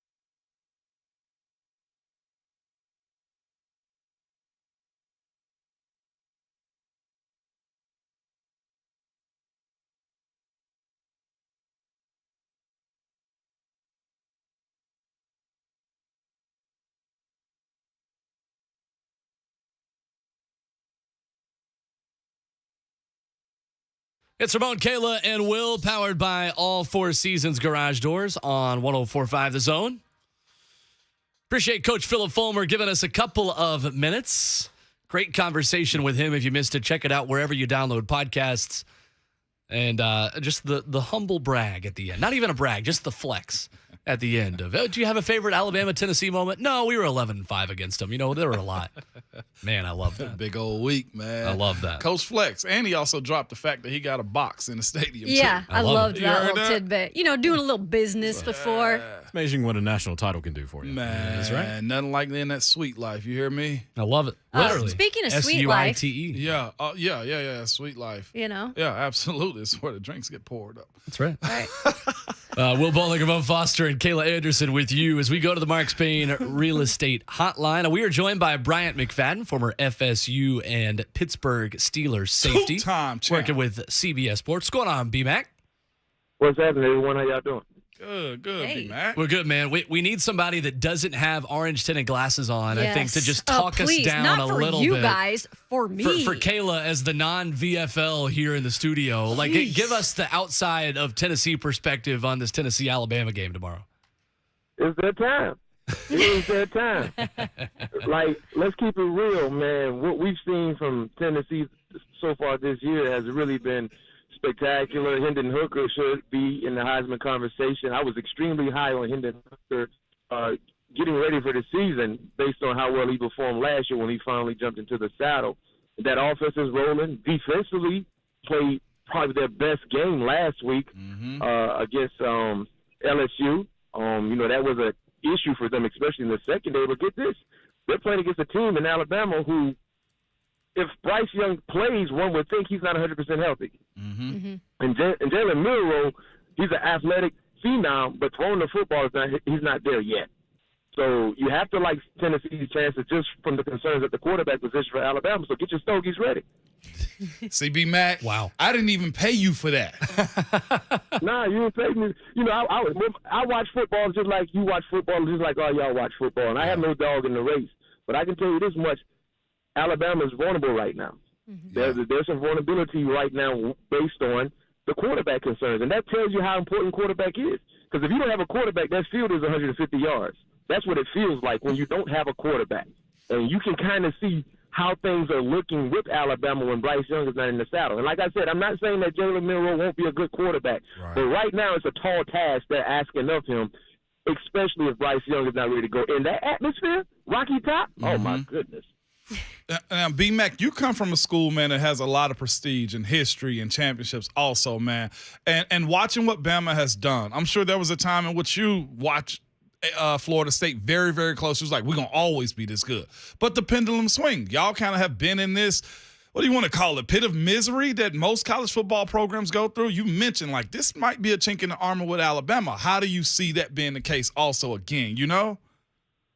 Yeah, no, I mean, Alabama's going to, as long as Saban is there, right, they're going to have the pick of the litter in regards to recruits. It's just for them, unexpectedly, they had to put someone into the quarterback spot that wasn't quite ready for that action just yet.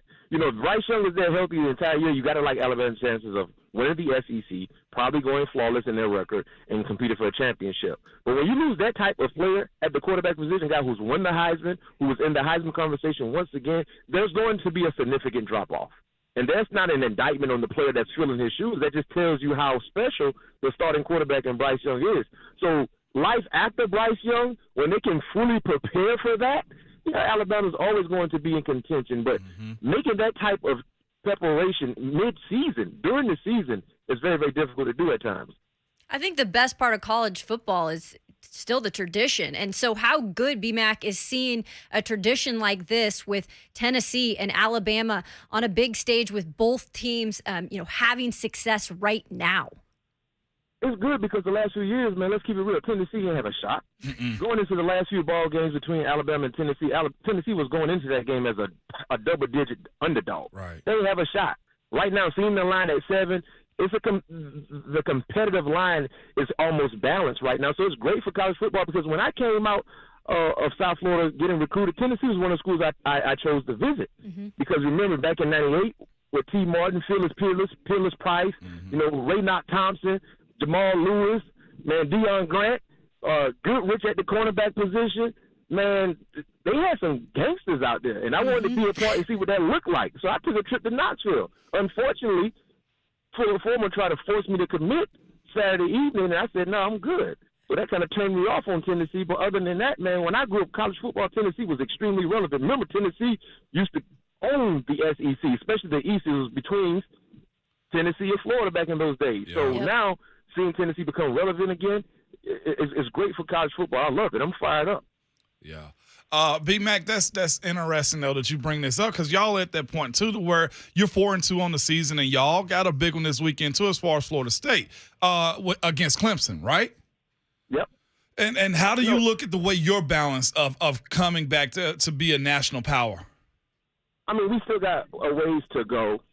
And for us, I think being 4-2 with the injuries that we've endured, it's a blessing. I think we have exceeded expectations, but now people want more. You know, our fans are spoiled. They want more. When we've been going through those down years and maneuvering coaches, it was hard. It was hard because if you were in your late 30s, mid-30s to late 30s, 40s, mid-40s, you only know Florida State to kick people in the mouth. Right. That's all you know. So seeing this unfamiliar territory as far as production, it's hard to swallow, even if you're not a Florida State fan. So for us, being 4-2 is good, but we want more. We had 2 letdowns, in my opinion, in losing to Wake Forest and then last week against NC State. Those are winnable ball games. You know what I mean? So understanding and knowing that we have some players that are starting to really showcase a unique skill set, that they love the game of football and they play hard, we want more. And hopefully these guys can put together 4 quarters of good football playing at home. Tallahassee's going to be rocking, by the way. Man, if we can go ahead and take care of business against Clemson, you better believe people are going to be jumping for joy. Because one thing about Florida State, everyone loves Florida State to some degree. Even if you hate Florida State, you love it. That similar here resonates, man. We were bad last year. We won 5 games last year, right? Man, we've been on national TV at least 3 times already this season. Think about that. How many teams can be piss poor the year before and get so many national televised opportunities? Talk your talk, B-Mac. Actually, the Denver Broncos. That would be the Broncos. I love it. Bryant, how do you view this Clemson team in terms of the elites in college football this season? And I say that because it feels like Georgia, Alabama, Ohio State certainly have separated themselves as they often do. Are you putting Clemson in that category, or do you feel like they're kind of the leader of the rest of the pack in terms of the elites in college football? You know what? The way DJU has performed and that defense led by those defensive linemen, I mean, I think they can have a shot. You know, remember the concern for Clemson was, based on what we saw last year, was the quarterback. Yep. They've had the luxury of having real good quarterback play over the last five plus years. You know, Watson, Trevor Lawrence, I mean, 2 outstanding guys. And then DJU jumps in, and people were thinking he was going to be the next great one, and we saw some inefficient play. But now, so far this season, man, he's really been lightening up. So if he can continue to play that way, yeah, no question, I think Clemson can be, in that conversation with the who's of who of college football, Alabama, Georgia, Ohio State. But, people might have a different view on Clemson come Sunday because they're probably going to get kicked in the mouth Saturday night in Tallahassee. B-Mac, hey, so speaking of a former Florida State guy, Jimbo Fisher, so what's going on at Texas A&M? And look, if it wasn't for how much money he's making, I feel like he'd already probably be on his way out. Listen, I will say this over and over again. If you didn't learn anything from having me on the show, for you guys listening to me in the studio, and for you guys listening to me in your car, in your bathroom, in your living room, know this about football. If you don't have a quarterback, the field feels like 150 yards. A&M don't have a quarterback. Yep. They do not have a quarterback. Then when you factor in the concerns with the offensive play calling, that hampers anything you would like to do in regards to scoring points. That's the thing. The teams that we consider to be real good in college football, they all have the same thing in place, a quarterback. Tennessee is not Tennessee without Hendon Hooker. Right. Point blank. Ramon, you know that. Yep. You know that. C.J. Stroud at Ohio State. Yeah. Caleb Williams at USC. Bryce Young at Alabama. Yep. The one player, you probably could say, well, he really ain't like that, but he's doing a great job in managing the system is Stetson Bennett. Yep. Georgia. But he's been in college football for such a long time. So if you don't have a quarterback, you're going to struggle. And they don't have a quarterback there at A&M. And until they find a way to get a quarterback that potentially could play on Sunday, playing in the SEC, you're going to struggle. Mm-hmm. Absolutely, man. Well, that's one thing we've also seen from Kansas. That's the reason they are who they are right now, too. Fact. Yep. Mac, on the other side of thing in the NFL, the Titans on the bye week, but we got to ask you this, and we asked you about him before. Caleb Farley, okay? You're a guy that played safety but also doubled as a corner, too, in college, right? And you've been that flexible throughout your career. What is that transition like if you're just looking to get a guy like Caleb Farley on the field? Because the measurables are there, but it's a matter of where is he comfortable? Maybe he's not comfortable on the outside as if he'd be at a safety. And that's the thing. It's all about the player, the individual. You got to be honest with yourself. You know what I mean? And it will be no different for you, Ramon, playing guard or playing tackle. Right. You know, what are you more comfortable in doing? And embrace it. Like Caleb, the measurables, ideal, you want him to play corner because you don't really see guys 6'2", 6'3", 200-plus pounds can run like that playing corner. But if the production and the consistency is not there, he is too good to not be in the secondary doing something, playing some positions. And sometimes it's better suited when guys make that change. You know what I mean? Remember, Malcolm Jenkins was playing corner at Ohio State. Then in the league, he was always known as a safety and excel playing the safety position. So sometimes it's not a knock saying you're not good. Sometimes it's basically just showcasing you can be better doing this, especially in regards to helping the team, then do it. Yeah. And so I think for him, he got to look himself in the mirror and say, you know what? My career could be better if I make this switch, but you have to be willing to make the switch as well. Yeah. Yeah. It's interesting stuff, Bryant, and the conversation really started after that game against Washington. But as one rookie corner, so to speak, in his first full season struggles, Roger McCreary has been on the complete other end of the spectrum. And we asked you about him preseason as well. How impressed have you been with his ability to step right in and fill a really big need for this Titans defense? I'm not impressed at all. This is what I expected. When we talked about Roger McCreary in the offseason, I was extremely high on him. Mm-hmm. This kid can ball. He is a natural corner. He's a natural corner. And when he was born to backpedal. It was nothing else he was born to do. He was born to backpedal and cover people, and you guys have seen it firsthand. He's so fluid. He's always where he needs to be, and he's still learning as he goes. And I think that's the tough part in regards to Caleb, because when you look at Caleb play, you see not necessarily a bumpy road, but you're not seeing the smoothness in regards to coverage that you see in Roger McCreary. So what people do is compare and contrast. Mm-hmm. And that puts more pressure on the guy who's not looking as smooth compared to the guy who's looking like a natural. But Roger can go. And I remember I'm having a brain freeze right here. Number one, Williams from Alabama, the fast receiver. What's his first name? Jamison Williams. Jamison Williams said out of all the corners he's faced, Roger McCreary was the best one. Yep. Wow. And that says a lot. Yeah. And also, Roger had the luxury of following Jamison when they played in the Iron Bowl. That was his assignment and held his own. So Roger's a guy, man, like I said, he was born to backpedal, and the Titans got a good one. So speaking of, and his story's great, too, on where he got to where he is now. So the AFC South, I think a lot of people scratching their heads on who the best team could be when it's all said and done. What's your take on that, B-Mac? Man, trying to figure out the best team in the AFC South is trying to put together one of those long, boring puzzles that you really don't want to do, but you got to do it because it's for a school project. Man, I used to hate those school projects. Man, I really don't want to put this puzzle together, but man, I got to. I don't know. You know what? It's good for Tennessee because it's wide open. And at the end of the day, you got to trust coaching, right? And I think Tennessee has the best coach in Rabel and his staff in the division. So eventually, I think Tennessee could emerge to be the best team. At first, in the beginning of the season, before one game was played, I was high on the Colts. Matt Ryan is looking old. Offensive line is not doing what we've grown accustomed to seeing them do in years past. Jonathan Taylor has been dealing with injuries, and defensively, they're not as stout as we've seen in years past. Then with Jacksonville, I thought after beating the Chargers, like Jacksonville could be the team that can really take this thing and go. But Trevor Lawrence has been turnover prone. He's really hurt their chances. Against the Eagles, turnovers led to them losing. And that bad interception against Houston last week in the red zone led to Houston winning. So it's wide open. And the Texans are just the Texans. That's it. That's all I can say about the Texans. So, I mean, right now, I might say Tennessee. Yeah.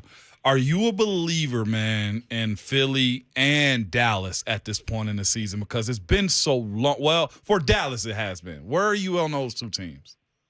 I'm high on Philly. I went to Philly's training camp this summer, and I was like, yo, this team can be great if they stay healthy, and they're showcasing that.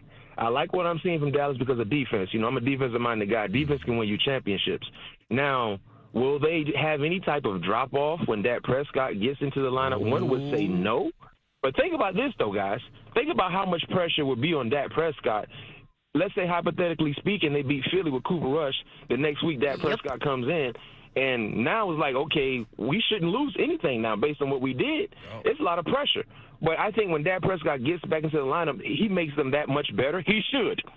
He should make them better. And you have to like their chances based on how well their defense performs. So, yes, I'm high on both teams, but I really, really like Philly. They have everything. They have balance.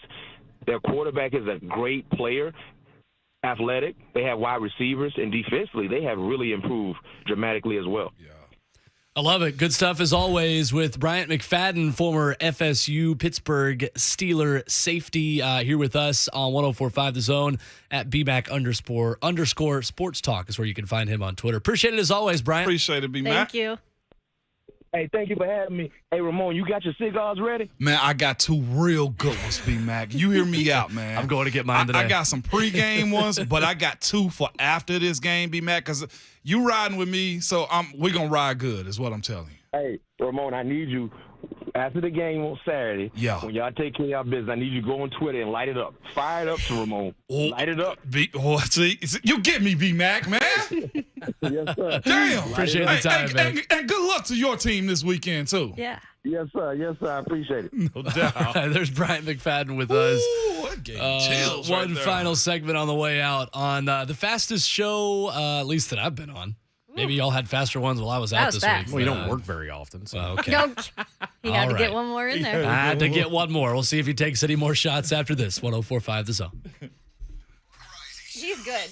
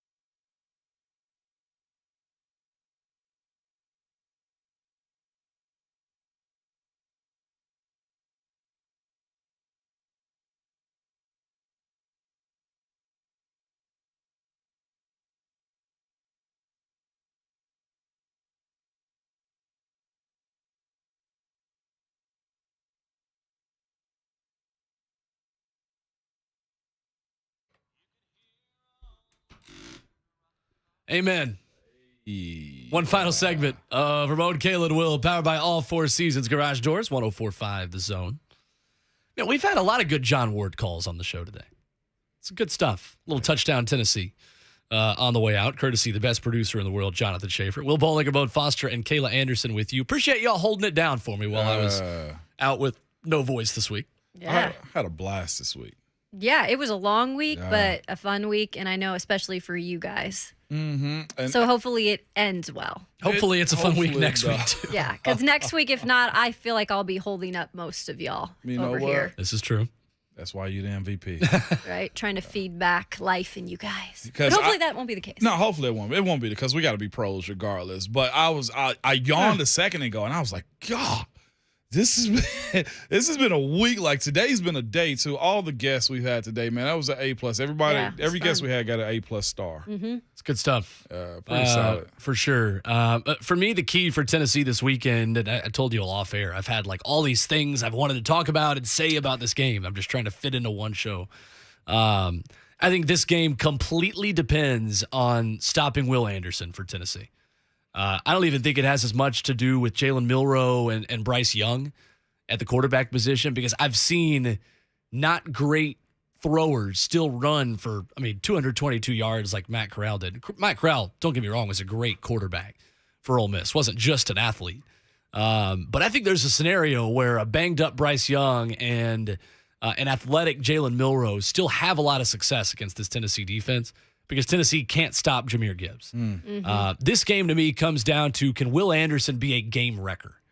Will Anderson has made a lot of his money defensively against good teams. That was the Aiden Hutchinson versus Will Anderson kind of argument last year. Was Will Anderson did a lot against great teams. Aiden Hutchinson feasted against Western Michigan and some of these other teams. And not to knock him on a stray bullet here at the end of the show, but I think Will Anderson can be the guy for Alabama to win this game more than anybody else on the field, because I don't think we really know how much better Tennessee is at the offensive line. And I think we're about to find out tomorrow, because they have not played an elite defensive front. And the best one they played was Pittsburgh. And that was the most we've seen Tennessee's offense not quite click into high gear. And it had Cedric Tillman in that game. You probably don't have Cedric Tillman in this game. And you're going to have to overcome those difficulties up front. I think it is a massive, massive challenge for Gerald Mincey at left tackle, for Darnell Wright, who's got to live up to the 5-star potential that he's had. So I think this game comes down to Will Anderson against Tennessee's front. I think Tennessee's got a shot. I really do. I'm going opposite. I'm not saying I'm not worried about Will Anderson. I'm saying I think the offensive pace can control Will Anderson more. So I'm going Jahmyr Gibbs. I'm going rattling Bryce Young.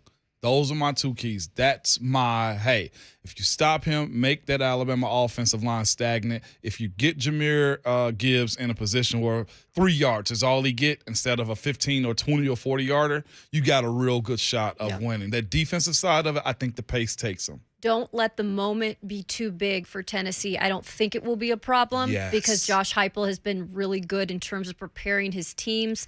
And don't make the mistakes in a game like this. Can't happen. Yes. Yep.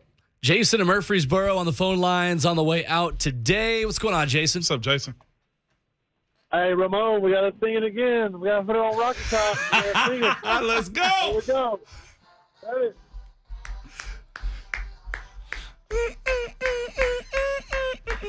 Here we go, Jay.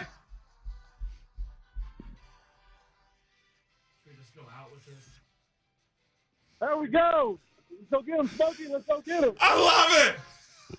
We started the energy with this. We finished the show with this energy. Oh, Rocky Top, you'll always be how sweet to me.